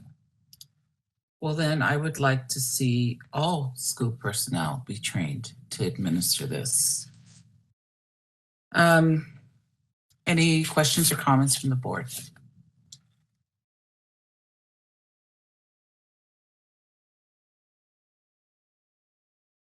No? Something since I'm in that position. I agree with you, Dolores. I was confused because I read it and said, but we're already doing that. But with the clarification that anyone can administer the Epi, in our situation now that we're actually have moved beyond this to being trained in Narcan, yeah, I'm fine with it. I support it. Okay. I think the one good thing for stakeholders to understand is that the EpiPen is an auto injector. It's quick. You grab it. It can be put in through clothing, so clothing does not need to be removed, changed, altered in any way, and the EpiPen does the job itself. So it does not require a lot of intervention for something that is absolutely life-saving. And then with the follow-up call for emergency care that is done by the licensed professionals to ensure that continuation of care occurs. That is why this bill has been kind of easy to kind of talk and move through. So thank you for that input, David. Any other questions or comments from the board? All right, I would like to make a motion to support this bill, Assembly Bill 1651. Do I have a second? I'll second. Tricia Wynn. Thank you, Tricia. All right, moving on. Thank you. Thank you. So this is another bill relating to school nurses. So under current law, a school nurse is defined as a registered nurse licensed by the Board of Registered Nursing that has completed the additional educational requirements for and possesses a current credential in school nursing. This bill would expand that definition of a school nurse to include a licensed vocational nurse that is licensed by the Board of Vocational Nursing and Psychiatric Technicians, or BVNPT, as you may have heard, provided that they also meet the minimum requirements for a credential in school nursing. So when this was being discussed internally among staff, there were some unintended consequences and whatnot that came up that I want to share for you all in case you want to consider them in your discussion. Some expressed concerns with an LVN serving as a school nurse, given that their limited scope of practice could inadvertently reduce access to care for students. A couple examples of this would be that in their role, school nurses are expected to be able to assess and evaluate the health and development status of students. And while an LVN may provide information that can support a patient's assessment, such as taking their vitals, they cannot conduct full patient assessments, develop assessments, or interpret data under their current scope of practice. Another example is that a school nurse in their role is expected to be able to design and implement a health maintenance plan to meet the individual needs of students. So again, while an LVN can contribute to information to an individualized healthcare plan, their scope of practice does not allow them to develop one independently. So that was some of the discussion that occurred when this bill was brought up inside the board, and I just wanted to provide it to you and then answer any questions and open for discussion. Any questions or comments from the board? Yeah, I had a comment.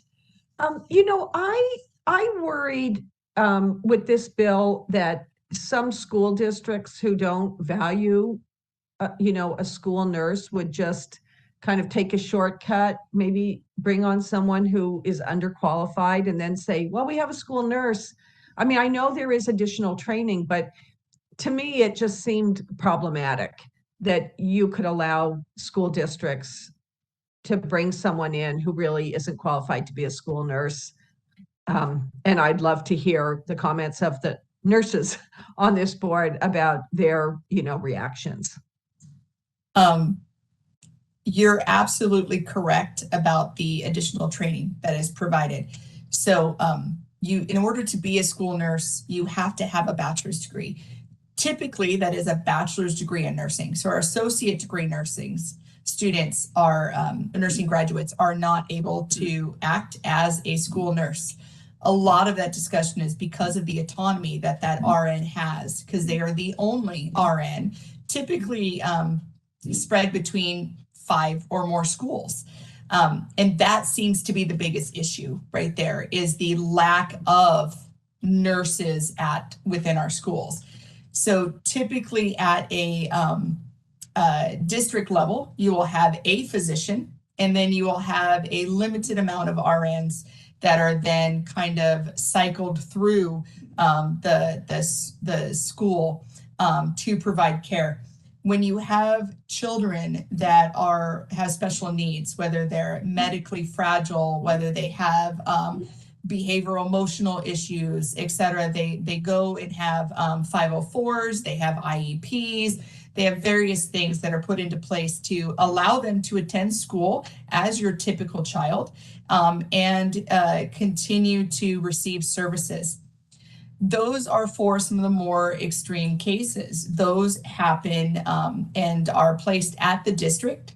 And the district will place them in a school that has an RN, that has a nurse on site, so that they can manage the tube feedings and the seizure disorders and anything that they need. What does not get mentioned a lot of times is your typical child that has asthma, or your typical child that has a peanut allergy, or your typical child that's playing football that breaks a foot during their physical education class, or somebody that gets angry and punches a locker and now they've broken their arm or their hand, or there was an altercation or something that happens.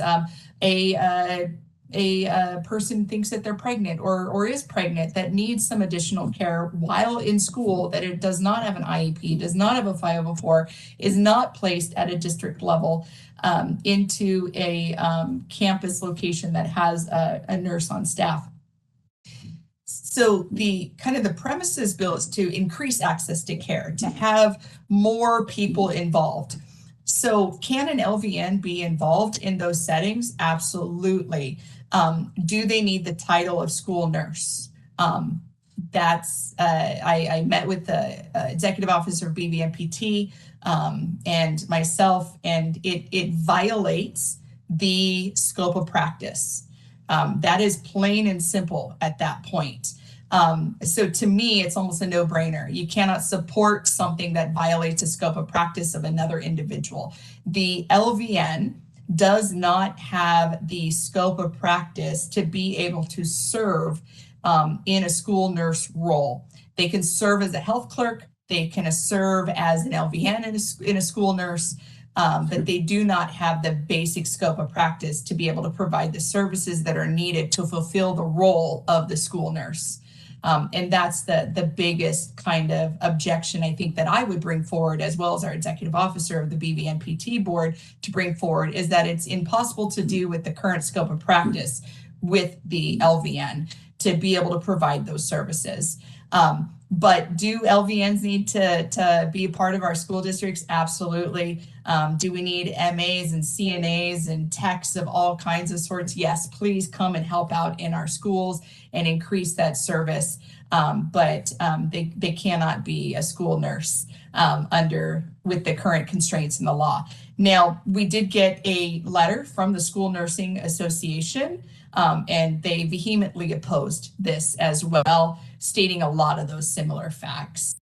It's just not a possibility to do with what a school nurse is required to do with responding to emergencies, to being there for the underserved, medically fragile, et cetera, and your typical child, adolescent that might need some assistance during the school day. Thank you, Laurie. Any other questions or comments? I agree with the association. I too am vehemently opposed to this happening for every reason Laurie stated. I don't need to repeat them, but this is simply the credential you need to work as a nurse in a school would take 2 to 3 times more education than you needed just to become an LVN. So this is not doable, not sustainable, and not helpful. Is that a motion to oppose, David? Yes, it is. I move to oppose And I'll second AB it. 1722. Thank you. Thank you. And Tricia, you second it? Yes. Okay. All right, thank you. Next bill. Sure. So this next one's pretty straightforward, kind of a language updating bill, very short and sweet. It's Senate Bill 345. And the bill would update statutory terminology regarding fetuses by changing references from unborn child to fetus and unborn or unascertained person to unborn or unascertained beneficiary. It would update kind of a variety of statutes, and those include the Nursing Practice Act, which is why we're discussing it, the Code of Civil Procedure, Education Code, Health and Safety Code, and the Probate Code. And then lastly, the bill would also make some gender terminology updates throughout the statutes. Answer questions. Any questions or comments from the board?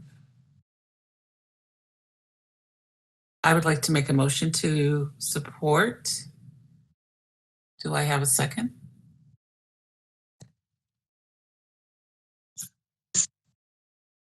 Thank you, Jovita. All right, next bill. Okay, so next we have Senate Bill 372. And this bill would require a board within the Department of Consumer Affairs that receives a government-issued documentation from a licensee demonstrating that their legal name or gender has been changed to update their records, including any records contained within the online license verification system, to include the updated legal name or gender. The bill also requires a board within DCA to reissue any relevant documents with the licensee's updated legal name or gender if requested by the licensee. And in doing so, the board cannot charge a higher cost than they typically would for reissuing a document with updated information. And so the purpose of this bill is to avoid instances of dead naming. And dead naming occurs when someone intentionally or unintentionally refers to a transgender or non-binary person by the name that they previously used. So currently, when a licensed professional has legally changed their name, their original or their dead name still appears in DCA's license lookup. The concern is that this can negatively impact the mental health as well as the physical safety of all licensees under DCA who are identified by their dead name online. In discussing this bill and how to operationalize it, one concern that was brought up was how to ensure a consumer that's utilizing the DCA license search would be made aware of any disciplinary or administrative action that was taken against a licensee while they were registered under their dead name if that name is removed. And in brainstorming, a potential suggested amendment that came up that could be considered was to have, in our instance, this is a DCA-wide bill, but we're just thinking from the board's perspective, have the board do an enforcement check whenever an applicant requests the name on their license to be changed. So in that instance, if there's no disciplinary or administrative action that is found in the recent past, then removing the dead name would not compromise public protection in any way. And since we have such a small percentage of our overall licensees that receive some type of discipline on their license, the hope is that this could address both concerns in the majority of situations. So that was kind of the internal discussion that occurred, and happy to answer questions and open it up for discussion. If that is the way that the board would want to vote, is to have an enforcement review done prior to making that name change and removing that association, because there would not be a risk to the public at that point, which was the biggest concern, is it would have to be a support with amendments, and that would be the amendment that would need to be added. So if you're looking at considering that, that would be the avenue forward.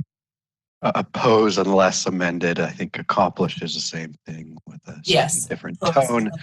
But and then this is Reza. I was just gonna say, looking at this bill, I can speak to us having had instances of licensees reaching out with concerns about their past name. So it is an issue, a real issue that we've faced. Of course, the kind of flip side that Marissa described of the concern over how do we identify the kind of idea of doing an enforcement review, I think would accomplish a lot. I did just want to say though, from my perspective, I'm not sure that would 100% eliminate any conceivable risk of being unable to identify a licensee. Would certainly go a long way, but the issue with that is just, what about complaints that we've not yet received, et cetera? I don't believe we have any, statute of limitations, and sometimes things come in a little later, things like that. So, but it would certainly go a long way to address for the most cases where there already is something on our books. Can I ask a Reza? question? Go ahead. And then David? The enforcement review, would that extend beyond just BRN and into the criminal? Because on so many of the documents we review, we get background on their criminal background as well, if it's relatable. So just some background on that is because we do a fingerprinting process that's associated with the Department of Justice and the BRN specifically, any criminal incident that occurs, we get direct notification of that through that DOJ process. That is why all of our licensees are supposed to maintain complete sets of fingerprints. And that's a process for renewing their license as well as obtaining their license. So, but the caveat to that is it is California-based Department of Justice. So we receive the California-based incidents. If somebody were to do something out of state, we may not be notified unless it somehow correlated back to California. When we do our initial license, we do request an FBI background, which does cover all of the states, but that is done on initial license and is not a continued process that is sent to us. We do also have a nurse's license system. And so if there's anything that occurs in other states, that is turned into their license. If they have an alternate state license, it would be included in nurses and we would do a nurse's check. Understanding that not every state that a nurse may be licensed in has the same requirements of fingerprinting or has the same requirements for Department of Justice reporting to them even after licensed. So it is not foolproof that we would have the entire criminal history at this point or actually even ever. Because of the various background and criminal reporting requirements from state to state, every board of nursing has different requirements and is not consistent in any way. David? Well, you may have just answered my question. First of all, I totally support this bill, but I'm trying to think of why it would make a difference if you change my name on the account, why anything inside of my profile history on that account would also change. Unless what you're saying is because I didn't commit crimes under my name, I committed crimes under my dead name. If I searched using the wrong name in an FBI file, I wouldn't find it, but I'm not in an FBI file. I'm on the DCA page where I already have my history listed, right? I guess I don't see why changing my name changes anything in my account. Oh, go ahead. No, go ahead, Reza. Well, the issue that we've had is, if you change your name and you don't have any licensed discipline history, it's, pretty easy to change the name over. And if we don't kind of link, currently what we do is if someone changes their name, we'll gladly accept their name change request. And on the license search page, you'll see their updated name, but you also see any past names that they use as an AKA or an FKA kind of a thing. And that's any name change, of course, hasn't, whether it's based on a gender change or whatever the reason. But, marriage is, I think, probably the most common. If someone changes their name and wants their dead name removed, if they don't have any license history, less of an issue. But as I said, identifying that person is still always kind of one reason why we post that information in the first place on the DCA page. But if they do have a licensed discipline history, then it becomes a bigger problem, because disassociating their current name from their former name that they were disciplined under then kind of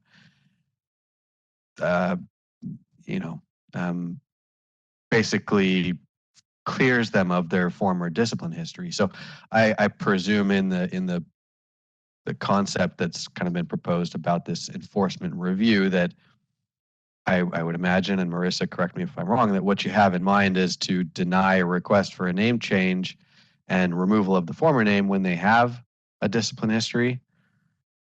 I don't necessarily know that we would deny the name change, because name changes occur, but I think it would be the removal of the that's the piece, yes. Yeah, that could potentially be up for discussion. Now, there is another kind of subgroup here, is that we do maintain all that information on the back end. So we would have the ability to tie it. That also gets reported out to NCSBN through nurses. So they would maintain that ability to tie it back together on the back end as well. It would just be the public facing license lookup that is through our DCA online portal that would not have those names associated, where currently it does. Mine just through marriage. I had a previous marriage.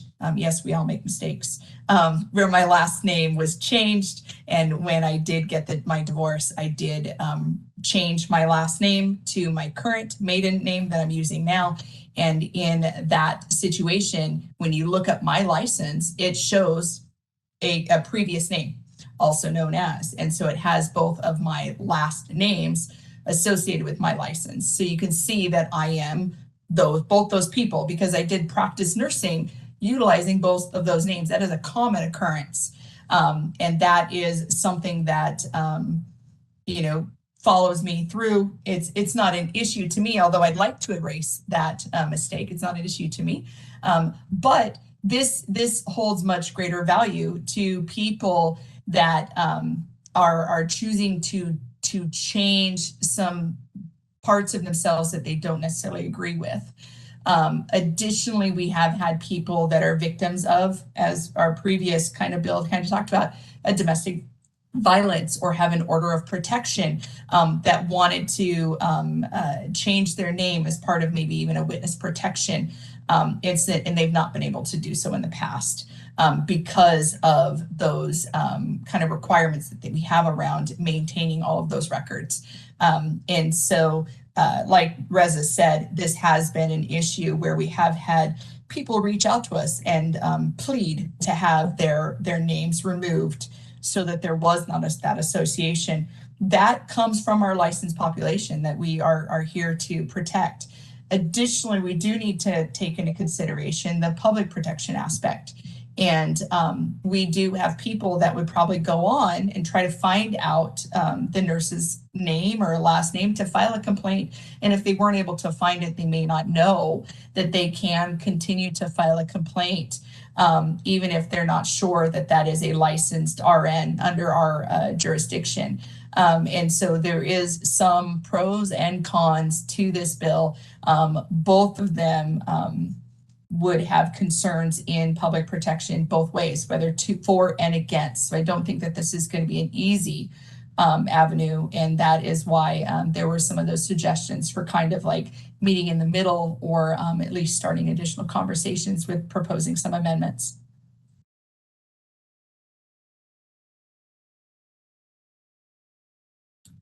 Thanks, Lori. Any other questions or comments or motions from the board? All right. Thank you, David. I second. My question is this a straight support or support with amendments, the ones that were kind of suggested and floated around? Yeah, yes, I'm sorry. I should have clarified that because in my mind it made sense. Yes, with the amendments that we were discussing. Okay, David, I will second that motion. Thank you. All right, moving on to the next bill. Great. So the next bill is SB 472. This is another school-related bill, and it's very similar to a bill that we discussed last time related to Narcan. This bill would require each individual public school operated by a school district, county office of education, or charter school to maintain at least 2 doses of an opioid antagonist on its campus for use. Alternatively, the bill would require any school district, county office of education, or charter school that does not exercise their authorization to distribute an opioid antagonist on its campus to annually report to the Department of Education and the Department of Healthcare Services the following information: why they are not distributing opioid antagonists and how they made the determination to not distribute opioid antagonists. And while it's not in the statutory language of the bill, there is intent language regarding the desire to enact future legislation that would authorize school districts to host trainings to parents regarding the use of opioid antagonists. That is the bill. Happy to answer any questions or open for discussion. I have one. Looking at the bill summary, it says this bill would require each public school operated by a school district, county office, or education or charter school to maintain at least 2 doses of naloxone hydrochloride or another opioid antagonist, or to report annually to the Department of Education and Department of Healthcare Services the reason for not distributing naloxone hydrochloride or another opioid antagonist. Going a little further down on the background, it states, however, it is up to each public and private elementary and secondary school in the state to determine whether or not to make the emergency naloxone hydrochloride or another opioid antagonist and train personnel available at its school. So it just seemed like there was conflict within the bill. Maybe you can explain that, Marissa, a little better than I can. So currently schools are authorized to have it and provide it, but they're not required. And so this bill, along with the one we discussed at the previous meeting, would require that the schools have it on hand. It does provide, this one provides a little carve out where they can choose not to. However, if they choose not to, they have to report the reason for not having it on hand and how they came to that determination, which is a little bit different than current law. Current law, they're allowed to, they don't have to. If they don't choose to, there's no reporting requirements.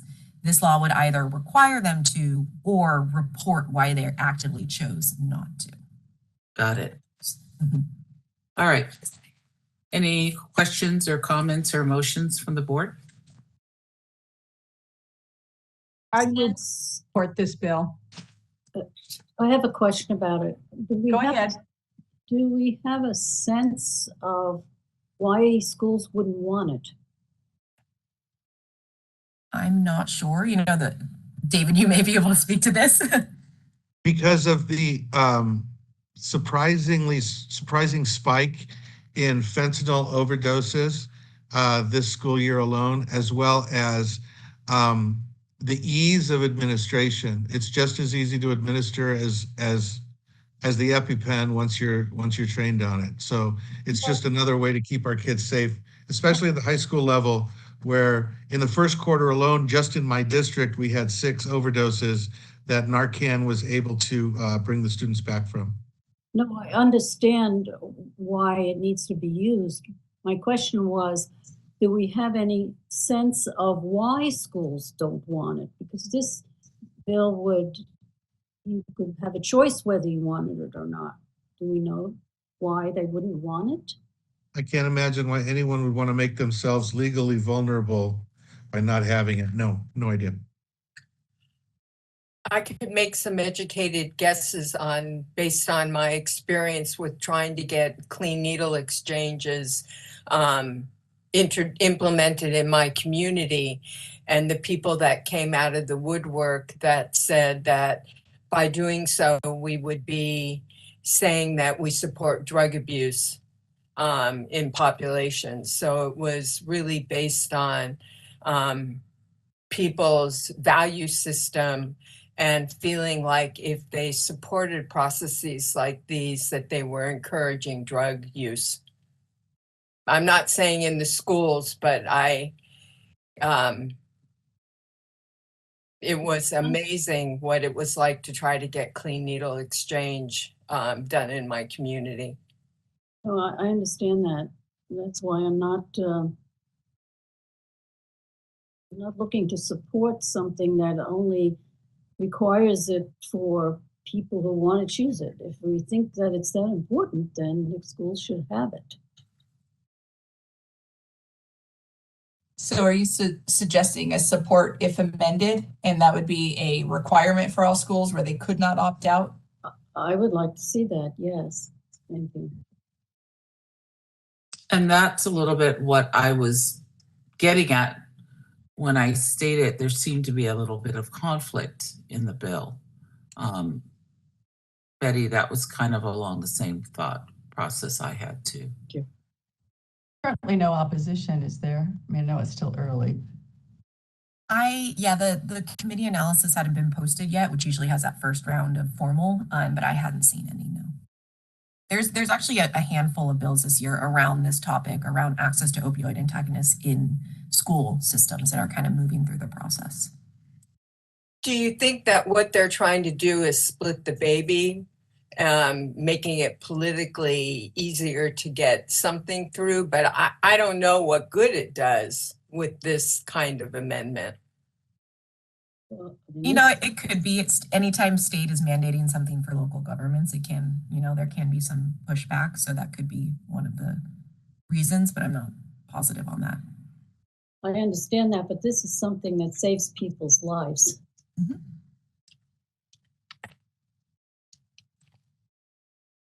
Agree with everything, being said. I'm wondering if we should take a support if amended and say we just don't think it goes far enough and we'd like to see it just required statewide.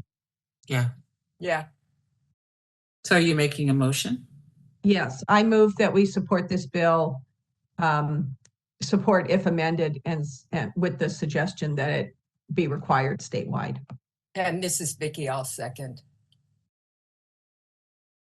All right. And you second it, Vicki?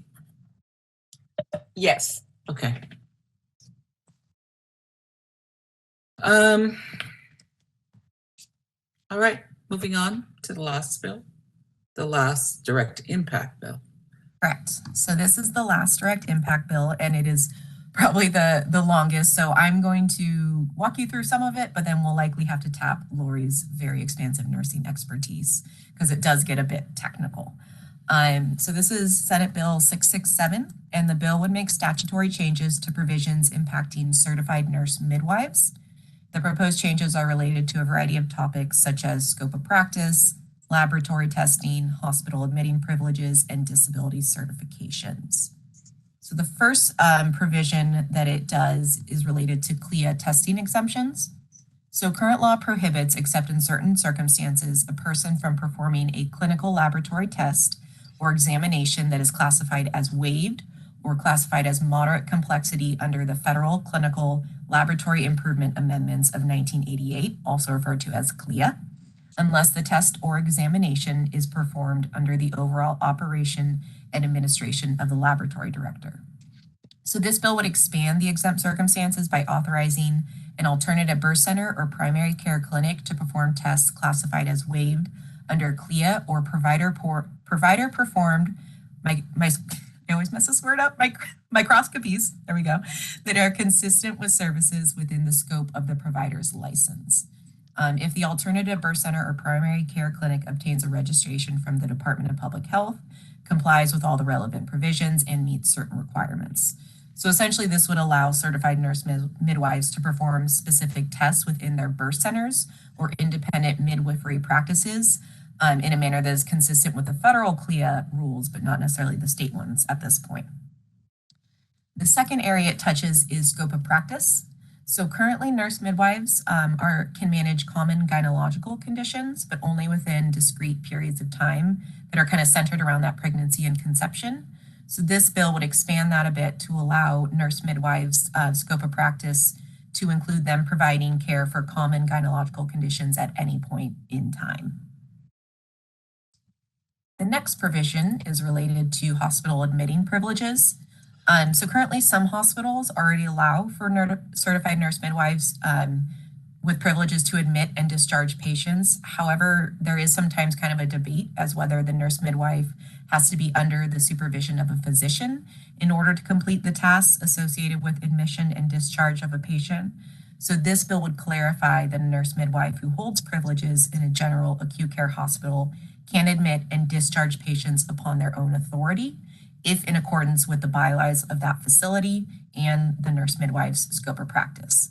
And just to clarify, we spoke with the author's office or the sponsors, and they said there's some amendments on this coming to clarify that while the bill would allow hospitals to provide nurse midwives with independent admitting privileges, it does not require them to.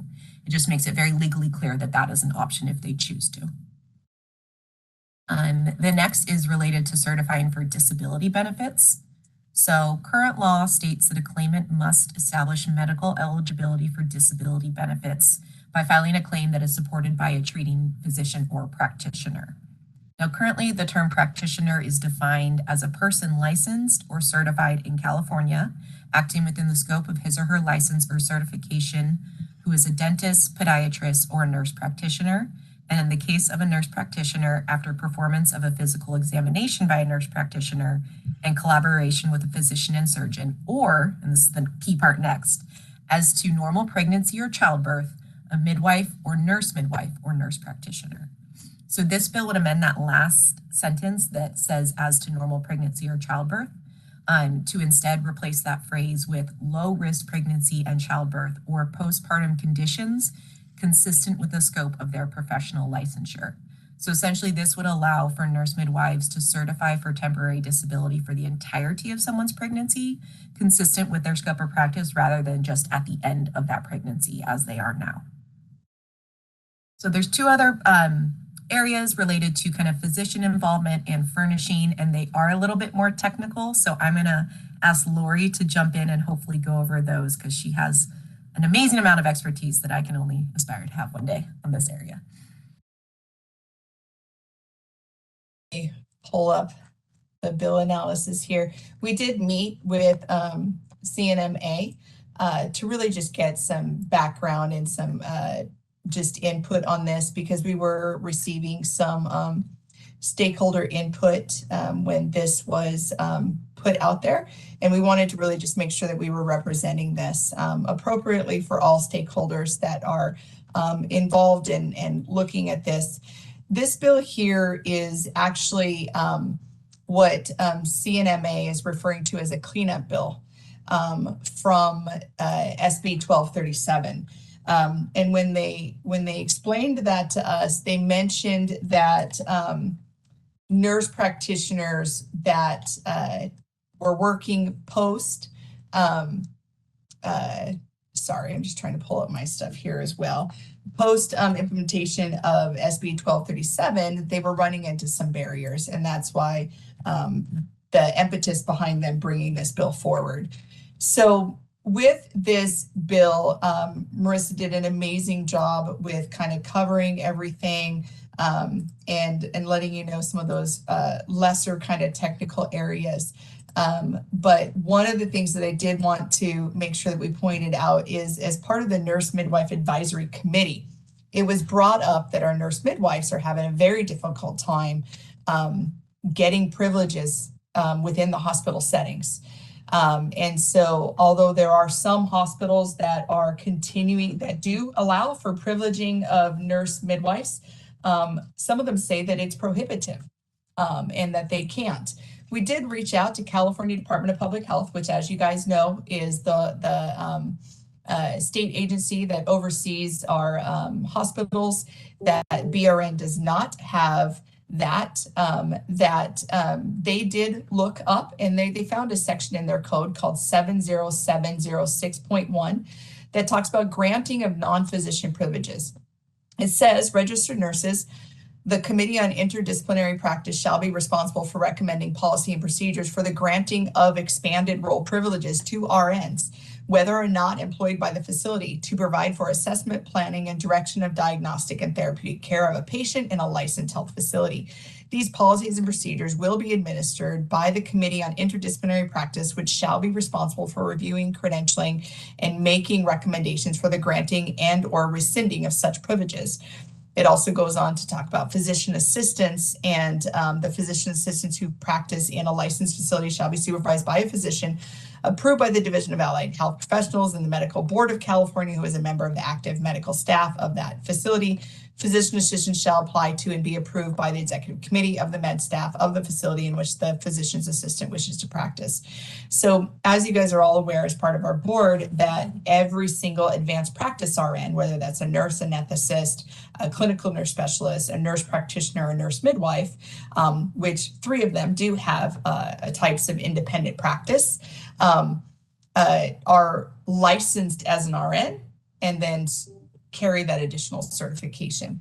So with that, that is how that section 70706.1 under CDPH does allow for nurse midwives as well as nurse practitioners and nurse anesthetists to be granted non-physician privileges in those healthcare facilities. That's already here, that's already established, that's already in place. In meeting with CNMA, they expressed that a lot of the hospitals that they even have privileges in are requiring them to have a cosigner. That physician has to cosign their H&P, has to cosign their admission disorder orders, their discharge orders. And this was specifically just to clarify that those additional cosigning of the H&P, the admitting orders and the discharge orders are not required, especially if it's a provider that really hasn't even been involved in that care. And so that was really something that was specified in that meeting to provide that clarification. Further, you get into the section where it does show that they are lining out some specific language. And so in the bill itself, if you pull that up, it's SB 667, you can click on the link in the materials, it will take it, and you go under today's law as amended. There is a specific section in there that is under section 4, and it addresses our Business Professions Code 2746.5, specifically lowercase b1, uppercase A and B. And the current language says, the certificate to practice nurse midwifery authorizes the holder to practice with a physician and surgeon under mutually agreed upon policies and protocols that delineate the parameters for consultation, collaboration, referral, and transfer of a patient's care, signed by both the certified nurse midwife and the physician and surgeon to do either of the following. And that talks about A, which is provide a patient with care that falls outside the scope of services specified in subdivision A. Subdivision A covers the scope of services that the nurse midwives are educated on through the core competencies for basic midwifery practice that's adopted by the American College of Nurse Midwives.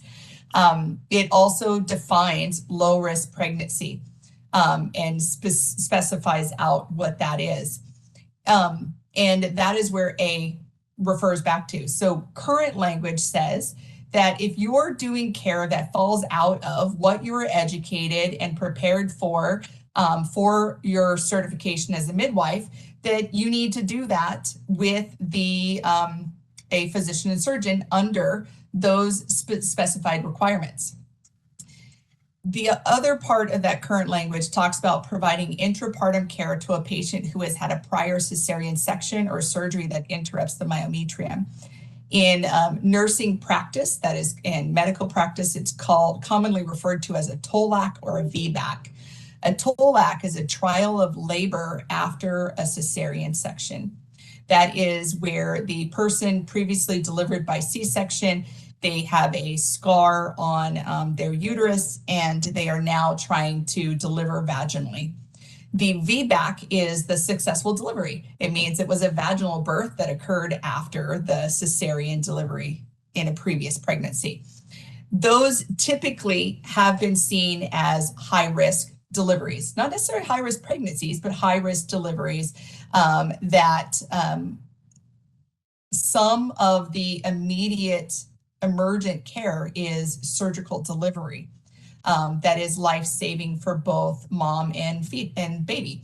However, there is a lot of evidence, and what CNMA really kind of pointed out was there's changing evidence that these births can be successful in out of hospital settings with appropriate kind of screening and counseling and interventions, and that they want to just kind of get all that clarified and out there and follow that new evidence.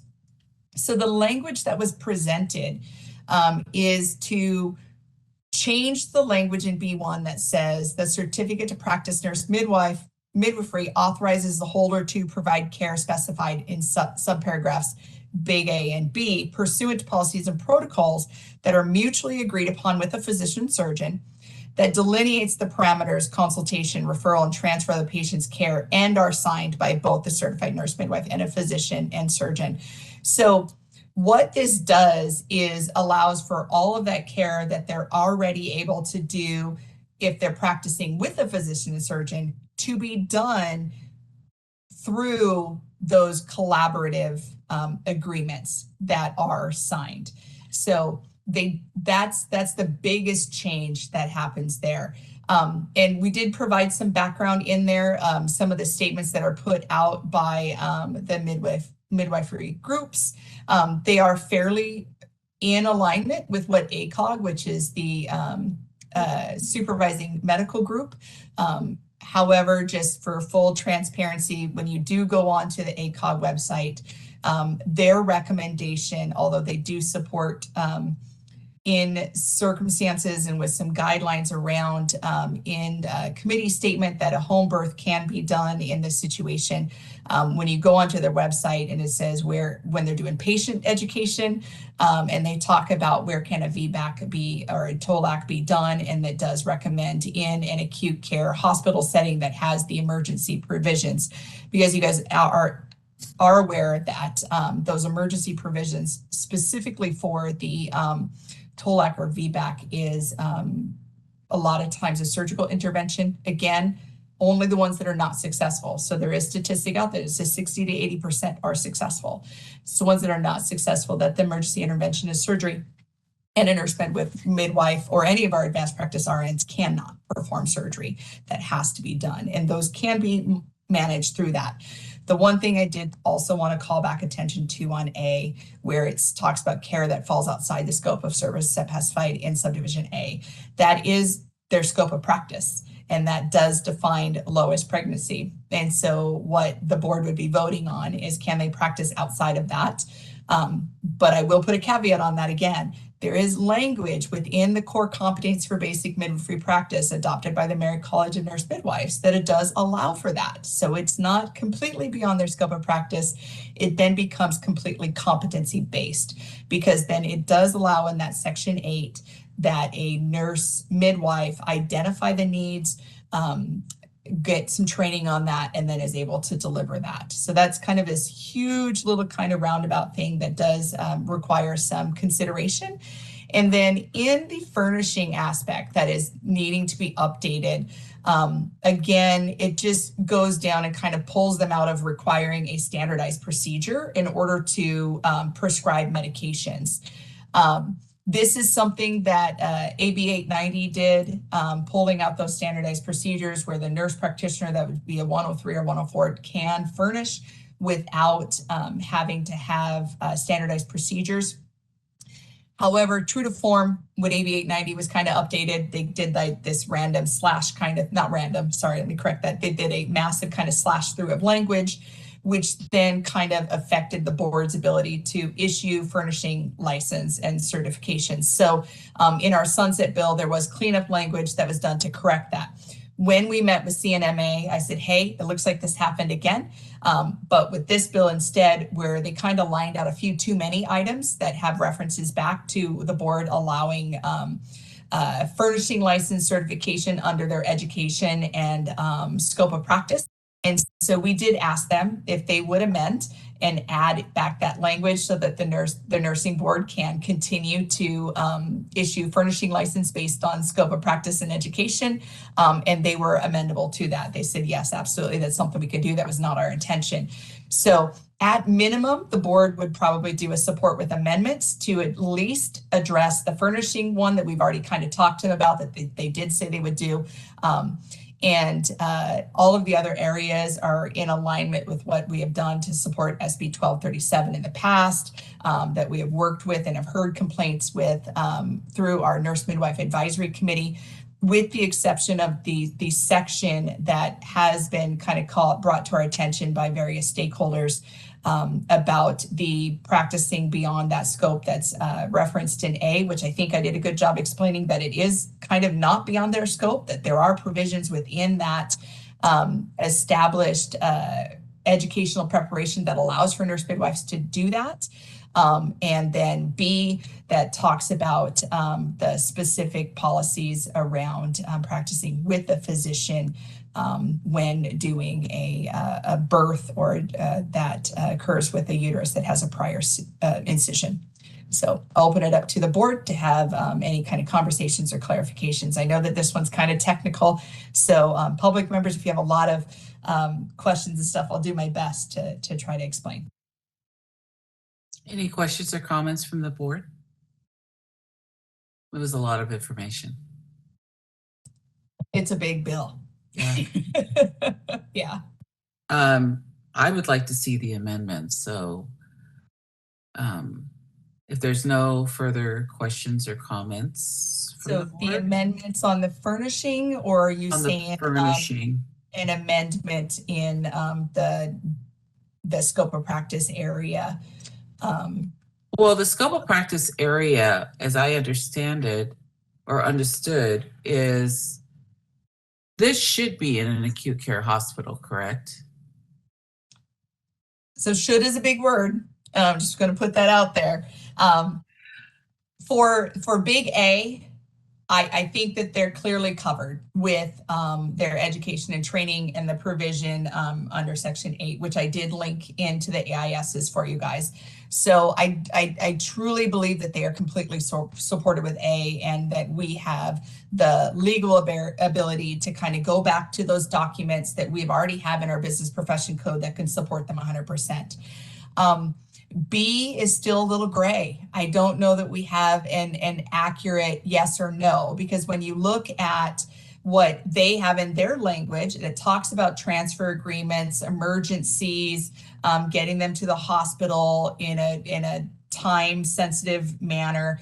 That aligns with what ACOG also puts out there that says, hey, you need to be in a facility that can manage these transfers. Dolores, I know you're a NICU nurse. I know that there are other nursing expertise. Mary Fagan is a pediatric nurse and works in a pediatric hospital and sees kind of the outcome of worst case scenario, right? And so I would love to be able to say that worst case scenario is so rare, but when the success rate is 60 to 80%, that doesn't show that it's rare, right? And so that's where the board needs to take that into consideration.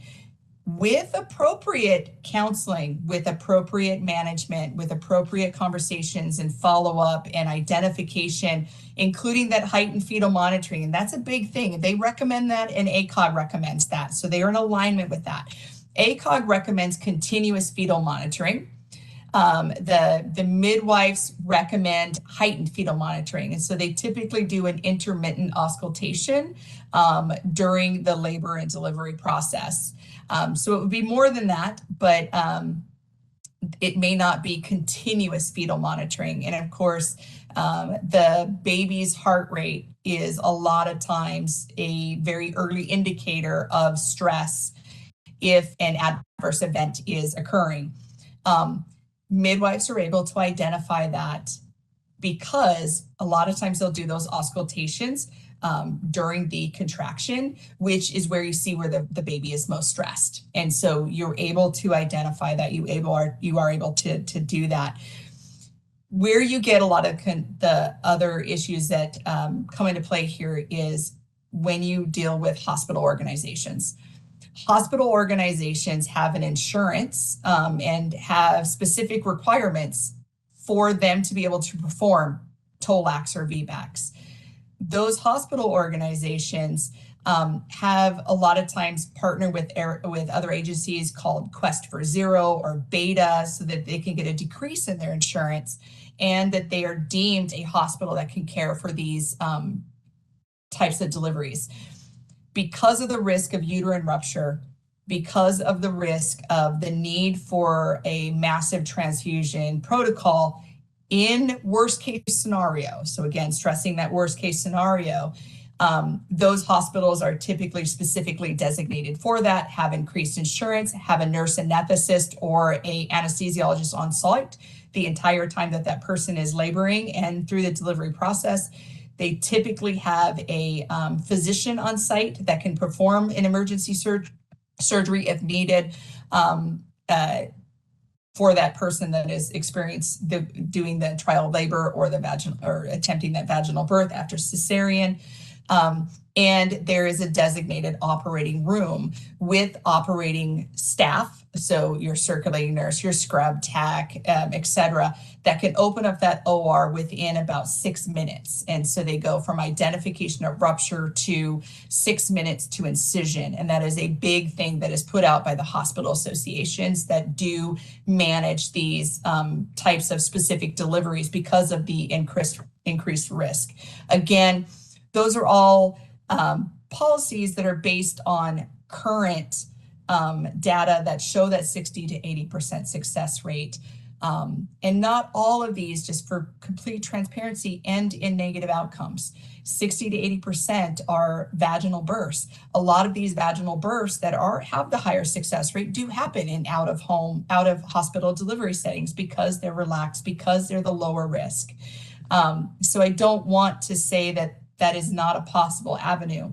But I have to, as kind of the neutral liaison, give both sides as to why this is concerned to some of these hospital stakeholders, these physician stakeholders, as well as the midwifery stakeholders, and of course our public that we are here to protect. To protect.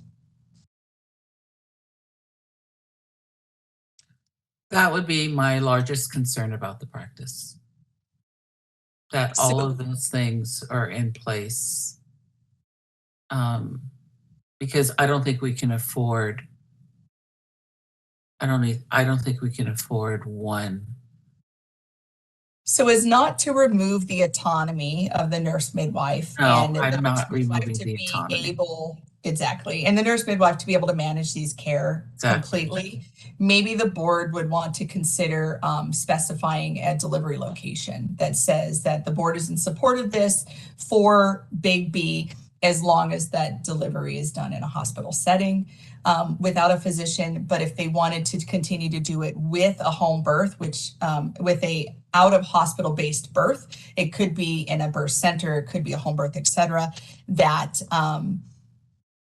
they do it as currently written, where it is with a physician, and that because understand that the way that is currently written, they are able to do those home births, those birth center births with a VBAC and a TOLAC.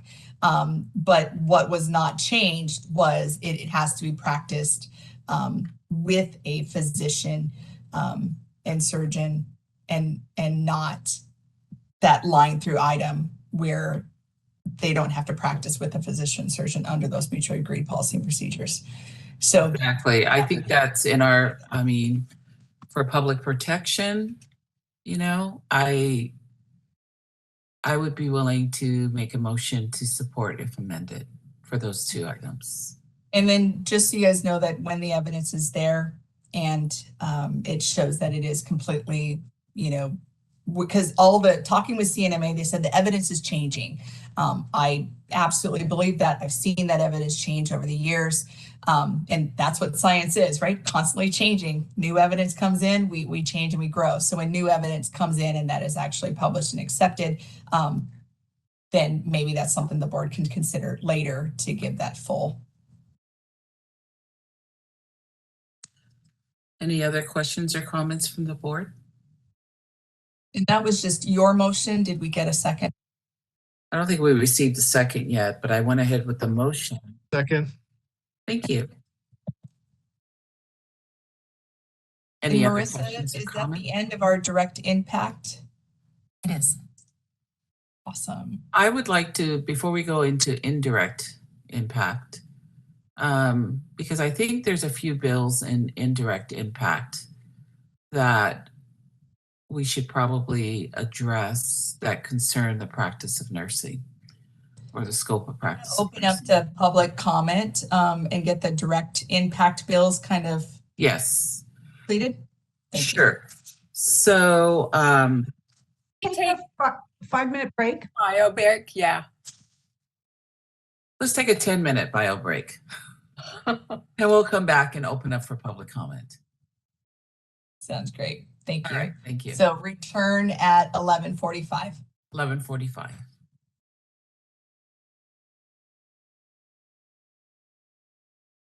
All right, are we ready to get started?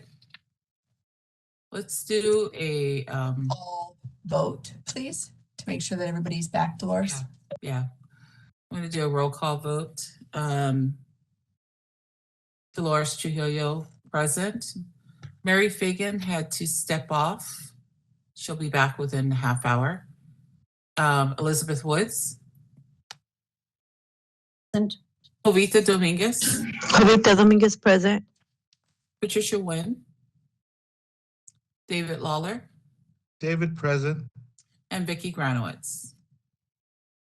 All right, we've established a quorum. We make sure that I think Reza's back. I think I saw him, but Reza, can we get an audio from you? I'm here. Thanks, Lori.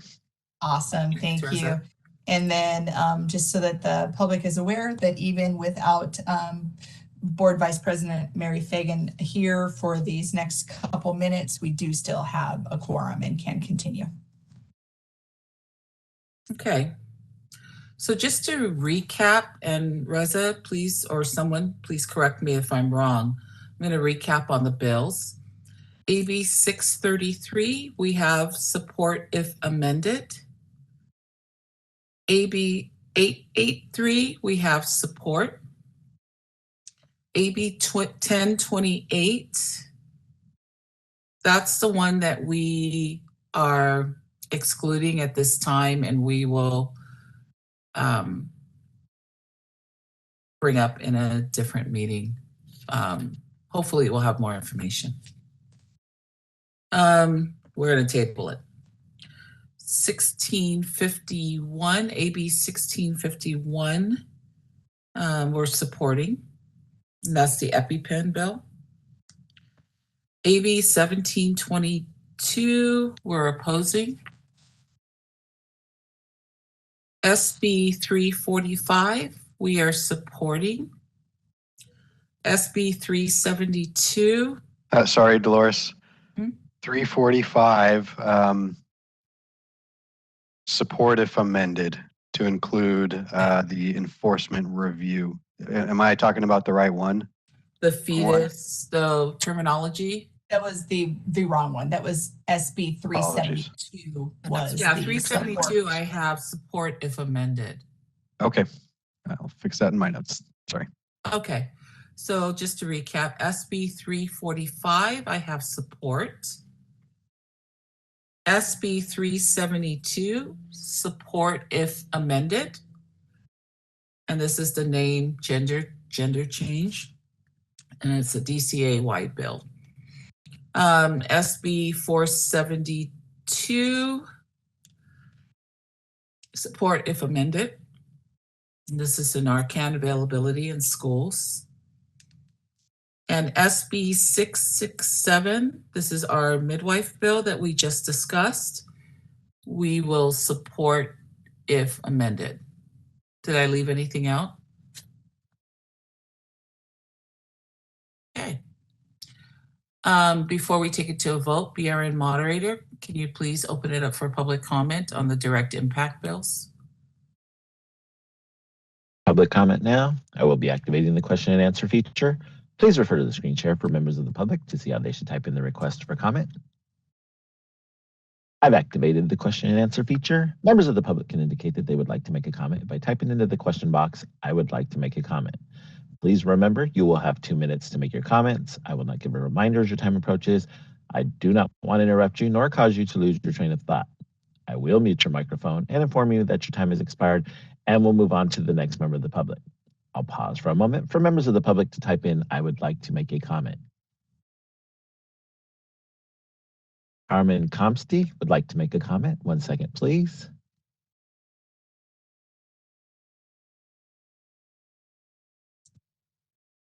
Everyone, I think it's still morning. This is Carmen Comsty with the California Nurses Association. I just quickly wanted to comment on a couple of the bills that were discussed for the BRN's direct impact bills. I want to thank you all for your very thoughtful discussions today about the pending legislation in the session. CNA would just also like to express our support for AB 633 and the amendments discussed by the board today. CNA's Registered Nurse Response Network frequently organizes volunteer nurses to provide volunteer services in response to public health emergencies and natural disasters, including a vaccine clinic and other clinics during wildfires in California and hurricanes across the country. And we know that retired nurses want to participate in these kinds of volunteer nursing efforts, and we want to make sure that they can continue to participate when we are called as registered nurses to provide nursing services in the case of public health emergencies. And on AB 1722, CNA also has similar concerns as were raised by board members in the discussion today, particularly if LVNs are asked to make assessments of students outside of their scope of practice, to increase the number of school nurses. Other solutions to attract registered nurses into those positions would be a better and safer approach for students. And we continue to be concerned about both the safety of students in schools, but also look forward to encouraging the legislature and other agencies to support other solutions to increase the safety and the fairness of jobs, to ensure that registered nurses feel like they can go into positions in schools and earn a decent living and be able to contribute to the health and safety of students while not having to be overwhelmed with the number of students that they're required to provide services for. And we also generally agree with some of the concerns that were raised about SB 667, and we again appreciate the concerns raised by board members, we again are very happy that you all are having these great and detailed discussions about what's going on and changes being proposed in the legislature. Thanks. Thank you for your comment. And I apologize before I totally flub this name, but Holly Krasowski would like to make a comment. 1 second, please. I hope I got that right.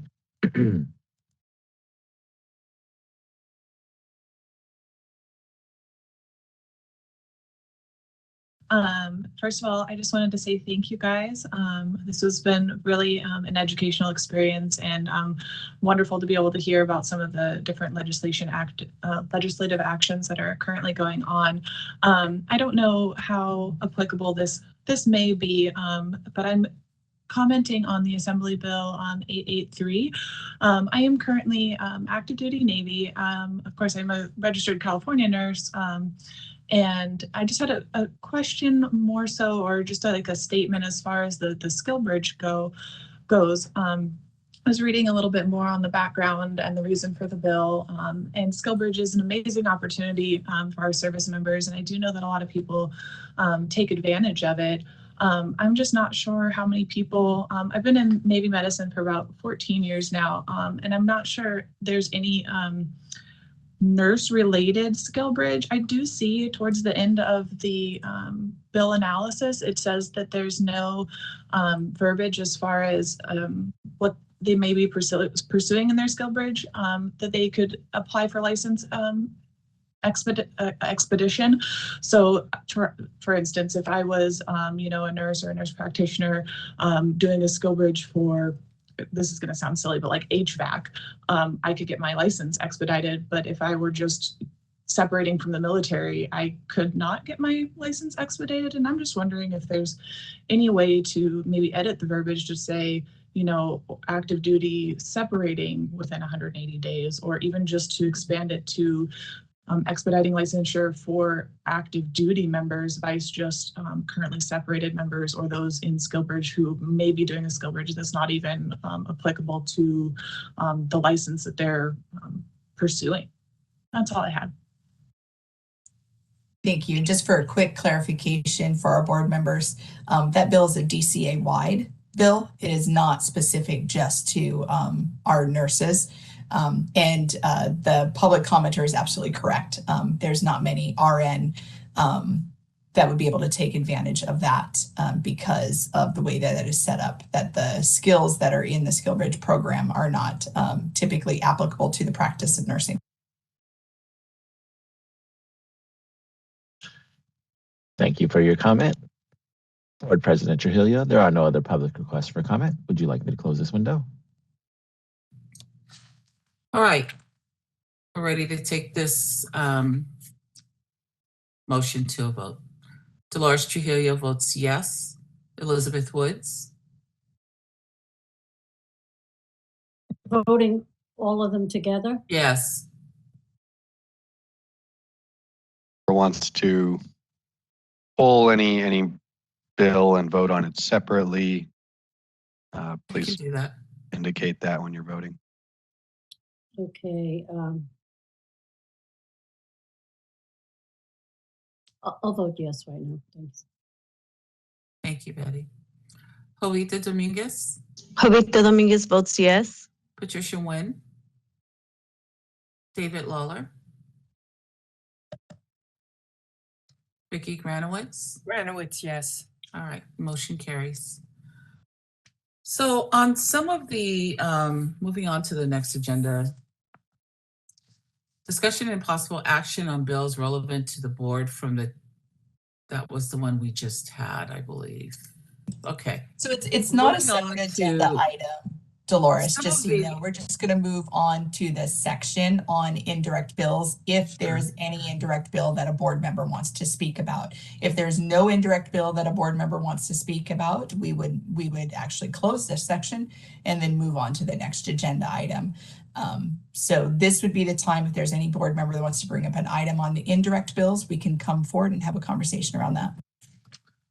So looking at these bills, I believe that there are bills that are of interest and possibly concerns for nursing and the practice of nursing. Do you want me to list all the bills that I would like to discuss, or one at a time?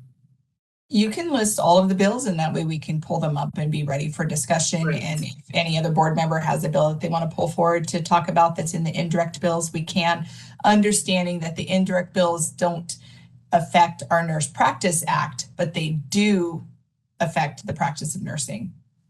but that may not necessarily fall under our authority, but is Sure. of interest to our board and concern. Okay. So I would like to have discussion on AB 747,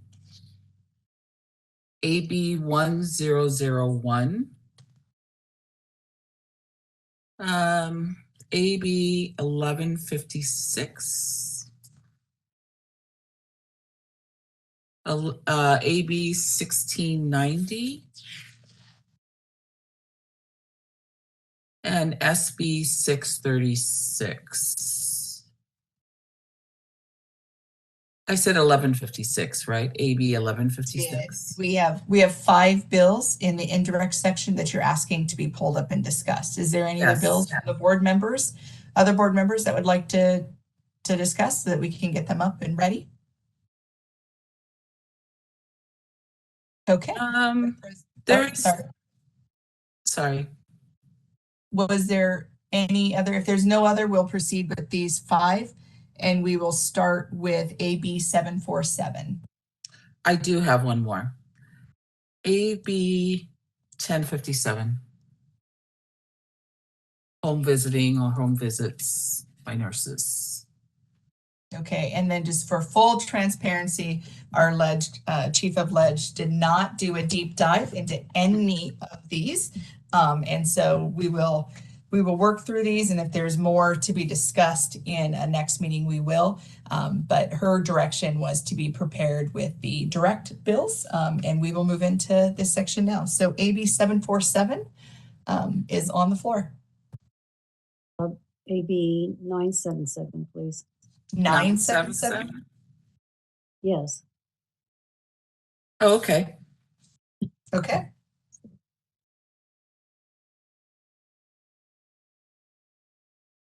Any other bills before we proceed? All right. So, Marissa? Sure. So yeah, as Lori said, I haven't done a full analysis on these, but I'm happy to kind of give a summary synopsis real quick that I can gather from materials online. And if there's interest in me going deeper and doing a deeper dive, I'm more than happy to do that. And I can bring a full analysis and presentation to the next meeting, whatever the board members would like. So for AB 747, that bill, I believe, relates to like non-compete situation. So the bill would do the following for any new or modified employment contracts that begin January 1st, 2024. It would prohibit employers and attorneys from including or attempting to include any clause not to compete in an employment contract. If violated, employees or prospective employees would be able to seek damages, attorney fees, and a $5,000 penalty per employee harmed. Any licensed attorney, including non-compete provisions, would also be cause for discipline as determined by the state bar. And lastly, it would prohibit employers from requiring an employee to reimburse, pay, or repay, including upon termination, costs for training related to their job duties. So this bill, we know that nurses are sometimes bound by a non-disclosure agreement or a clause saying that if the hospital takes them on board, that they have to stay with that hospital for, let's just say, 1 year, 2 year, a minimum period of working time. And if they were to leave that hospital or terminated for any reason before the end of the contract, they are required to repay the costs of the alleged debt or pay a high financial penalty. I was surprised that this is still going on in California. I have heard of it going on in other states, but I was surprised that it's still going on in California. So it's an employer-driven debt that many of our especially new grads, are facing coming out into the work world. It's like a modern day servitude to the hospital. So,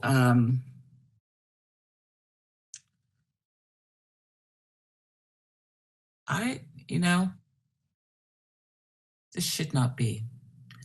Are there any questions or comments on this from the board? Any thoughts? I know most of the nurses on the board are probably familiar with this because historically, this was in place years ago.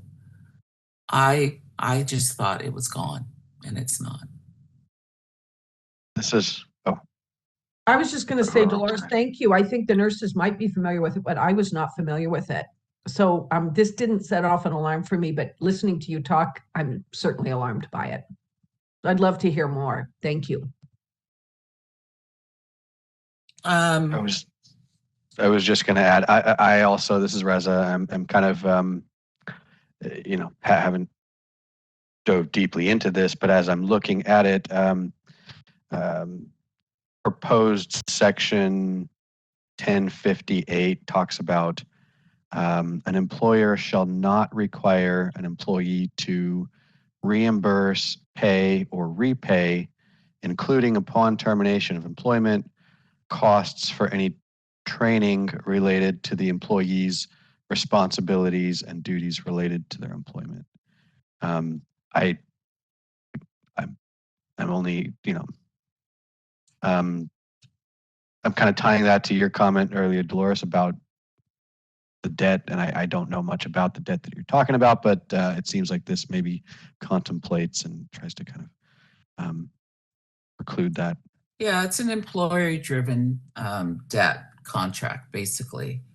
And sometimes it includes training repayment agreement provisions, or can be called traps, that create financial obligation of nurses to their employers for alleged cost of employer-mandated training. And I'm just concerned that our new grads will come out and, for want of a job in California, might succumb to a contract of this sort. And it's one of the other things with this also is that most new grads are not able to step into a hospital and be working and having everything at their fingertips. They need orientation. And I'm not just talking a couple of days, we're talking several weeks of orientation. And this could come back to bite them if they have that and then want to leave. Well, I'm looking at the training that takes place for 3 to 6 months. And let's just say they figure out during that time that, hey, this is not a good fit. And they want to leave, maybe pursue something else. They may feel that they're beholden to the employer for the cost of that training. And otherwise, they're stuck. So it was a concern of mine.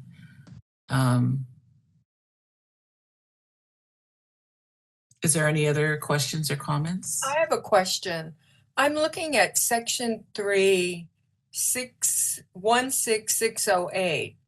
And here it looks like they're saying an employer shall not enter into, present an employee or prospective employee as terms of employment or attempt to enforce any covenant not to compete that is void under this chapter.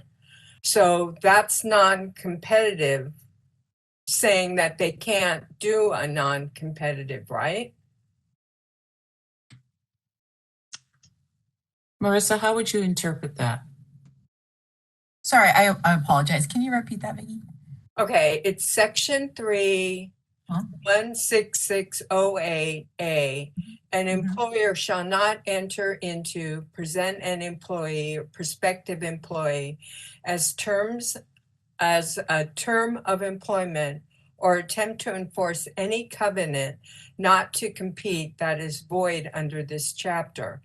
And then it goes on and talks about different things that will happen if an employer tries to do that, I think.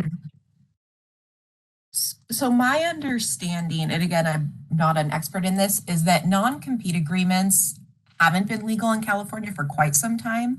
However, they are still sometimes used but not enforceable. And so even if they're kind of brought up, there could be a misunderstanding amongst the employee that they are an enforceable thing. So I believe this is trying to penalize or kind of push people away from even bringing them up in the contract because they're currently not enforceable under state law, but a lot of people aren't aware of that. Okay, and then under further down the page, section 5, chapter 4.1, training costs and debt 1058A, an employer shall not require an employee to reimburse, pay, or repay, including upon termination of employment, costs for any training related to the employee's responsibilities and duties related to their employment. And then it goes on and defines things. Isn't that sort of saying what you're saying shouldn't happen? Correct. So the first one was like a non-compete, meaning a like, non-compete, and yeah. now it's they can't be reimbursed. They can't make someone reimburse the employer for training. Correct. So what Dolores was speaking about was if there's like a contract you have and you end it early, but you've had training, the employer can't then request reimbursement for the cost of that training if you choose to leave at a certain point in time. But further down at the very end, it says training does not mean or include any required training to obtain or maintain necessary professional license and excludes required coursework, apprenticeship programs, work experience education, or other similar coursework and programs, which is exactly what Dolores is saying is how they get the students, right? I'm just trying to understand. So this is the bill that we're trying to put into place. I believe that's trying to be put into place, that this should be, what did you call it? Non-competes? Yeah, that's one section. It is in place right now. There are places that are doing this. So this bill is trying to say, no, you can't do this. We don't, we don't want this done. There's a couple, so there's the non-compete, which is one, then there's the training reimbursement, which is a separate one. And I think they're coming at the same goal, but they have different rules that are currently in law. So they're making different changes. It seems like they've got so much going on in this bill to try to do so many different things that I found it really confusing. So I was really glad when Dolores pulled this one. So apparently the U.S. Federal Trade Commission is considering regulation to make training depth contracts a de facto non-compete. So eventually, hopefully this will be nationwide, because I know in a lot of other states, this is still being done quite a bit. California, I thought, was not doing it, and then apparently they are. There's a few hospitals that are doing this. A couple examples on the training that it does not mean. So when they talk about the training that does mean, it talks about those are trainings that the employer requires the employee to complete as a prerequisite, and it's part of fulfilling their responsibilities for their employment. The part that I think, Vicki, you brought up that says training does not mean is the training required to obtain necessary professional license. That's your nursing schools. So our pre-licensure nursing programs that we always are kind of talking about, that outrageous, some that have outrageous tuition, that is that part, because they're doing tuition reimbursement. That is a separate process that's not included in this bill. It actually excludes that, which is the training required to obtain or maintain maintained professional license for us is our CEUs. We have 30 CEUs that have to be completed on the renewal cycle. And so that would exclude that. That is not part of this training that they're able to kind of work through this process. The apprenticeship programs, we do have apprenticeship programs that are throughout California as well that allow for entry into practice. We actually work on apprentice committees. I serve on apprentice committees with DCA and other entities that talk about our nurses being able to enter into practice by meeting licensing requirements versus by meeting degree requirements. And this allows for those underserved populations, minorities, males that would typically not want to go to school because of the commitment to quit work that some of our education providers require. This allows them a path in. And so those are some of the apprenticeship programs. The work experience education programs we have on our website, the ability for nursing students who are actively enrolled in a nursing program, a pre-licensed nursing program, to be able to work at the hospitals to fulfill some of their clinical requirements. And that was kind of done through a work study program that we previously had up. It's now also called the Clinical Academic Partnership that's supported through NCSBN. And that's one that would be, again, not included.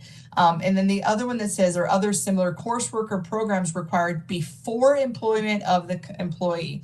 And a lot of times what you'll see in nursing, those coursework or programs are like your ACLS, your Advanced Cardiac Life Support Certification. It would be your CPR first aid certification. It could be a ICU specific training course so that you could possibly gain new grad entry into an ICU setting. It could be labor and delivery setting coursework that allows them to enter straight into labor and delivery. It could also be coursework that is done to gain access or a better standing to get into a pediatric opportunity. Those, as you guys know, are a lot of our specialty areas that our pre-licensed nursing programs don't put a lot of preparation or focus on, but the hospitals want that additional training. And because nurses who want to gain that initial access into those kind of coveted positions and not have to do 6 months in med-surg first, will do whatever they can to heighten their portfolio or to make them stand out from other applicants so that they're chosen. And so they will do these additional training programs that they choose to do prior to the employer hiring them. And that's what those excluded trainings are. So hopefully that kind of examples of what some of those excluded trainings would be that you kind of brought up, Vicki.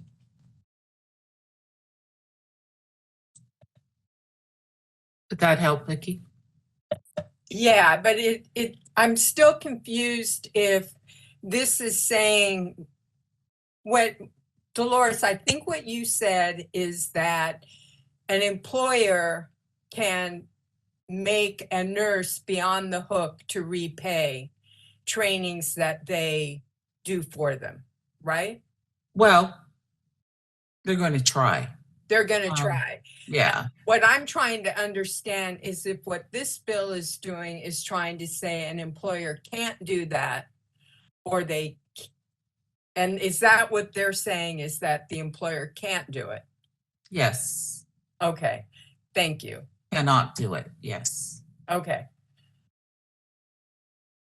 That's a good thing. Yes. Okay, sorry. It's okay. Are you suggesting that maybe we take a position on this bill, even though it has an indirect impact? Yeah, I am. Okay. I think it's important. Okay. I think we have schools, we have new grads watching this and possibly, and so it's informative for them too. Okay.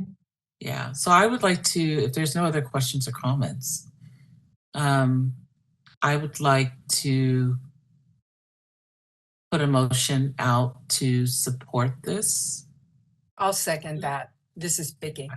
Thank you.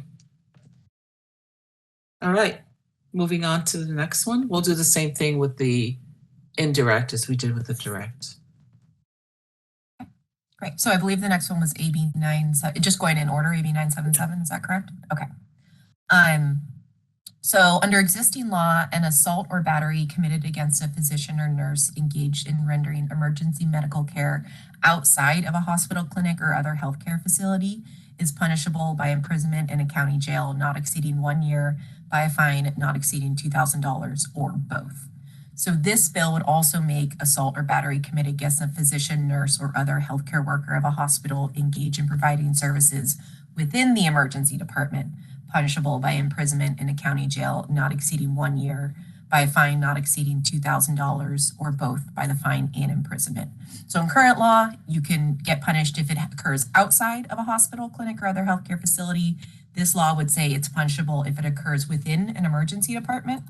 And the bill would also authorize a health facility that maintains and operates an emergency department to post a notice in the emergency department stating that an assault or battery against staff is a crime and may result in a criminal conviction.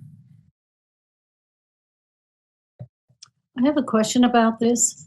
Is there anything in the bill that talks about being reimbursed for the cost of being treated for an assault? Not that I'm aware of. I can do some digging while the discussion occurs, but when I was reading this the first time, I don't recall anything around like healthcare reimbursement being discussed, just that it's actually punishable by either imprisonment or a fine. Because unfortunately, it's not all nurses that have health insurance. Mm-hmm. If you get assaulted within the hospital, then you have to sue them, or what transpires to get you taken care of? We don't know. It's a very good point, Betty. I wonder why it would just be emergency departments and not anywhere in the hospital. Well, it certainly could be any place. The assault can happen. Yeah, I know. Yeah, the emergency department is definitely high risk, but any area is. ICUs are definitely high risk. It's happening everywhere. That came up, I think, when we started discussing this bill internally. The same question kind of arose, and just like you said, emergency tend to be high risk. This author was also a lifelong EMT, so he was probably writing a bill that speaks to his experience, is my best guess. Well, we could add on to it, okay? We can amend it. We support if amend. Right. But I think there needs to be something about reimbursement for care because of the assault. This is Reza. Two things. One, this looks like it's all, penal code related stuff. Right. There is one provision in there about the health and safety code, but it's penal code. It's dealing with crimes and punishment of the perpetrator.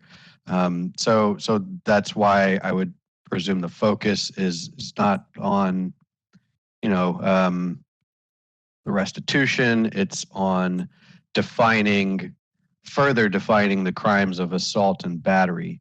And the other thing I wanted to mention is assault is still an assault against, a battery likewise is still a battery against a healthcare worker anywhere in the hospital. What this appears to be doing, and again, this is from kind of cursory looking at it, but assault and battery are already defined, and it appears that there's already a kind of further, more specific definition that specifically identifies assault and batteries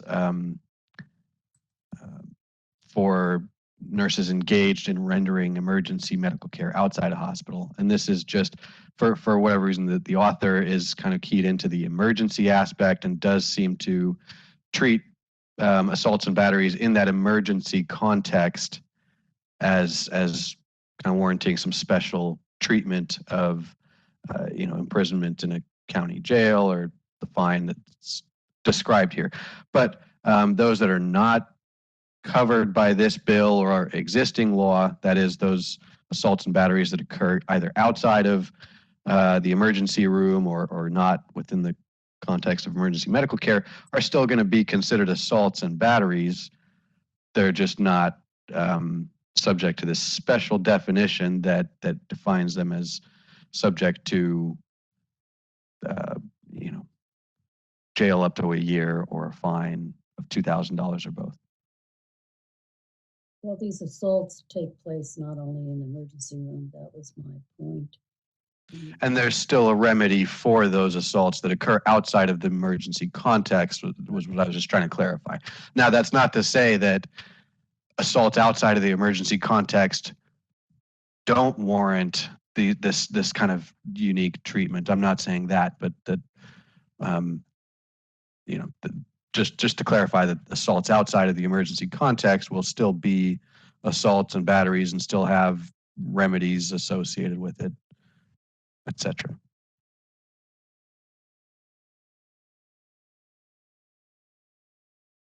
Thanks, Reza. You're That welcome. clarified it a little bit. Any other questions or comments from the board?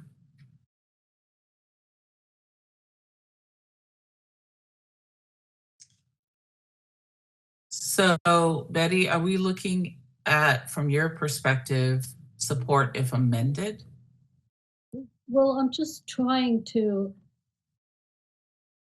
get in there that the assaults for healthcare people just don't happen in that particular setting, that it happens in many different settings. In hospital, out hospital, clinics. It's part of being a healthcare professional. We unfortunately put ourselves in the position, or we were in the position, that we can get assaulted because of that. So I'm not sure what to do with this, or if we have to do anything with it. Can add in all medical settings, emergency department and all medical settings to it. It's a way of bringing it forth that healthcare people get assaulted in many different healthcare settings, not just the emergency department.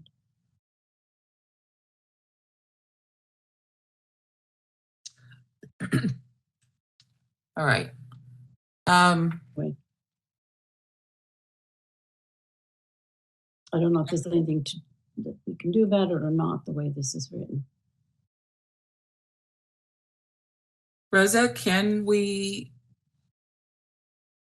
do a support if amended?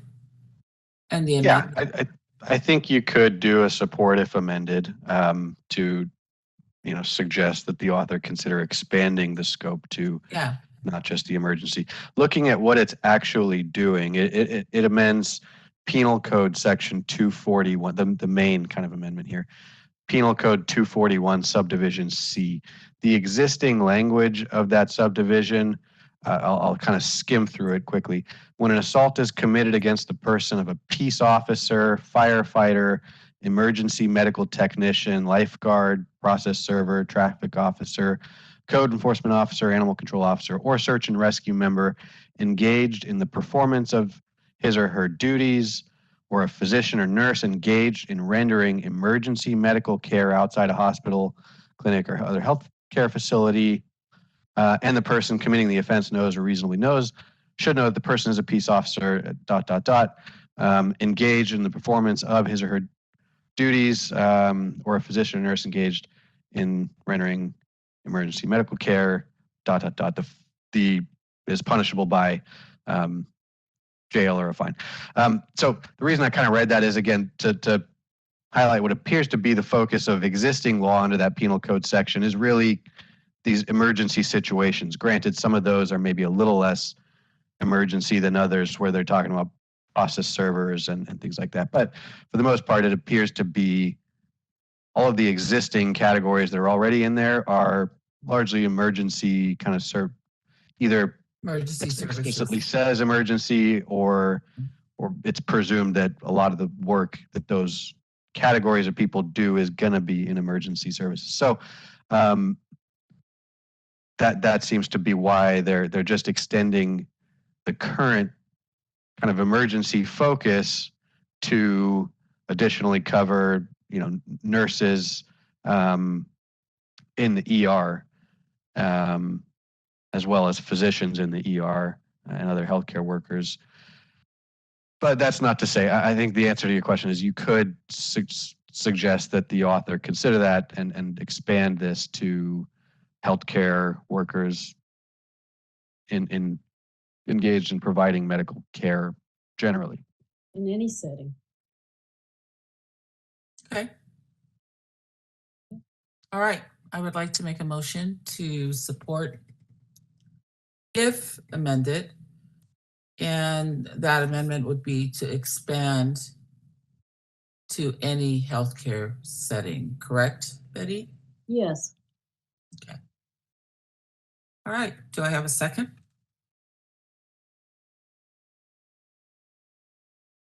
Good. Thank you, David. All right. Next bill. Okay. So next we have is Assembly Bill 1001.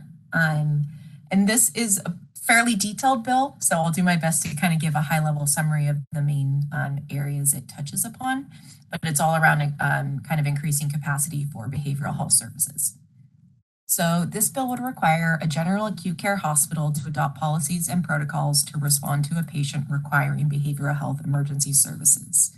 It would require that these policies and protocols meet standards that are established by the Department of Public Health and require that they cover a variety of topics, such as minimum staffing requirements for behavioral health emergency services. And within those minimum staffing requirements, there's a requirement for, I just had it, at least 2 RNs who have experience and competency in providing psychiatric care, at least 1 staff member who is licensed to provide direct patient care and has experience and competency in providing psychiatric care, and then at least 1 staff member who can respond to the psychosocial needs of patients, who have a behavioral health emergency condition. It also requires the procedures to touch upon the response protocols for behavioral health emergency services personnel, making sure it's in a timely manner, as well as requirements around annual training and reporting. This bill would also require the Department of Public Health to adopt regulations on standards for general acute care hospitals related to behavioral health emergency services, and it would require all hospitals to maintain records related to certain data on behavioral health emergency services that have been provided for a period of 3 years, and to report that to the Department of Public Health, who would then have to post it to its website on a quarterly basis. And lastly, it would establish the Behavioral Health Emergency Response and Training Fund within the Department of Healthcare Access and Information, or HCI as we typically refer to it, in order to provide grants to qualifying applicants for the purpose of funding a new program or supporting an existing program that increases the staffing in general acute care hospitals of direct care personnel who are trained in behavioral health care and behavioral health emergency services response or intervention. So I know that was a lot. Thank you, Marissa.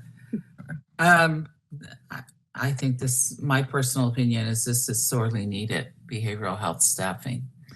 But are there any other questions or comments from the board?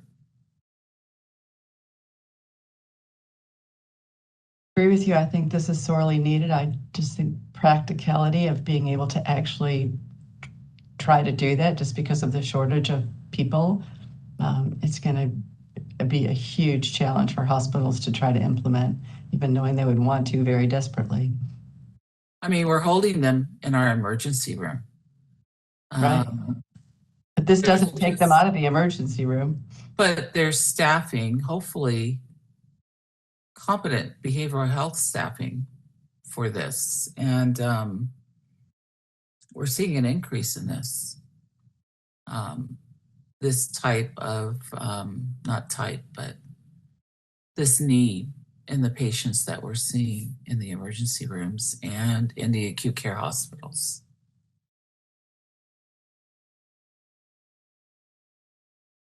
Any other questions or comments? I think there is a real need for this, and in a perfect world, every hospital would do this. So, and I think it's in the public's interest to do it, but I just wonder what the Board of Registered Nursing, what role we ought to be playing in this as a board. I mean, as individual people, it would be great for us to support. I just wonder about our role in doing it. It might lead to further legislation down the line. But again, the stands that the BRN takes on these types of bills, especially since this affects staffing, which is a huge, huge issue within hospitals. And this type of behavioral health training, staff that are trained in this, I think this is sorely needed. Yeah, I agree with you.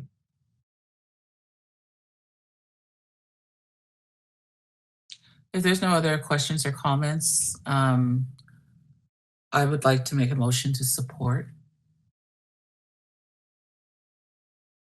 I'll second it, Dolores. This is Tricia. Thank you, Tricia.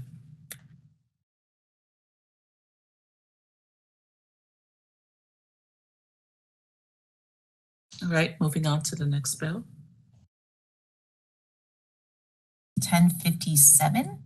And this would establish the California Home Visiting Program within, is that the right one? Did I jump? Yeah. Okay, cool. I was just looking on my screen to see which one, new context, to see which No one. worries. Okay, so it would establish the California Home Visiting Program in the Department of Public Health. The California Home Visiting Program would be a voluntary program that provides funds to local health departments to support pregnant people and parents with young children who live in communities that face greater risks and barriers to achieving positive maternal and child health outcomes.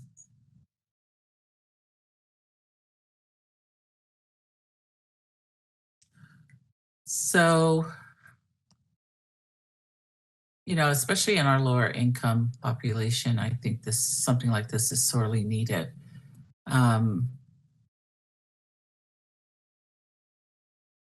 Is there any other questions or comments? Lori, do you know anything more about this bill? Not Can anything you expand? more. Okay. No, not anything more than what is currently been out there and that is part of the bill itself. Nothing. I haven't met with any stakeholders. No other stakeholders have kind of brought this to my attention or have any discussions around it as of yet. Not to say that it won't happen. And this is for new moms, correct? Right. Pregnant people and parents with young children. Yeah. I can see where this is sorely needed in some of the population. How are we defining home? Because so many of these people now are living in homeless shelters with their kids and that. And they have major problems. Yeah, I think so. What the home visit part of it typically comes down to is business licensing.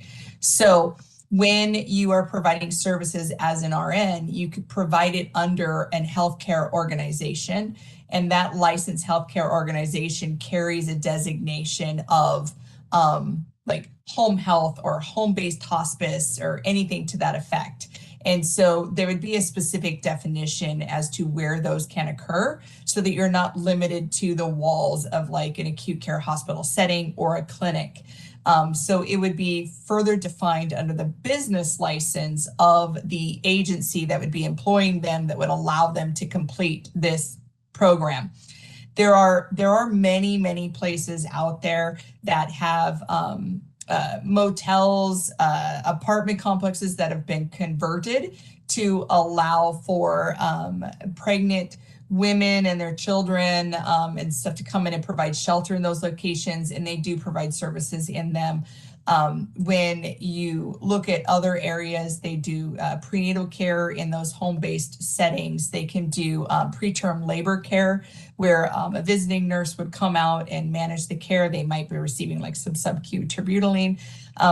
I've also seen people that are involved in these postpartum or post-delivery early childhood development kind of cares where they go out and they interview the mothers, check on the health status of the mother, making sure that they're getting some sleep and some rest, that they're not suffering from postpartum, the postpartum blues or depression or postpartum psychosis, that early intervention, and then looking at just basic growth and development of a child to make sure that milestones are being met. So those are some of the things that are there. So these, there are some kind of robust systems already in place around this. And as you can see that this is kind of longstanding, but there's just amendments to this as well. So hopefully that answered your question, Betty. So they go wherever the patient family is. Depending on the license of the agency that is employing them. And if that license covers those areas, then yes. But it's that could be other places other than a defined kind of residential addressed home.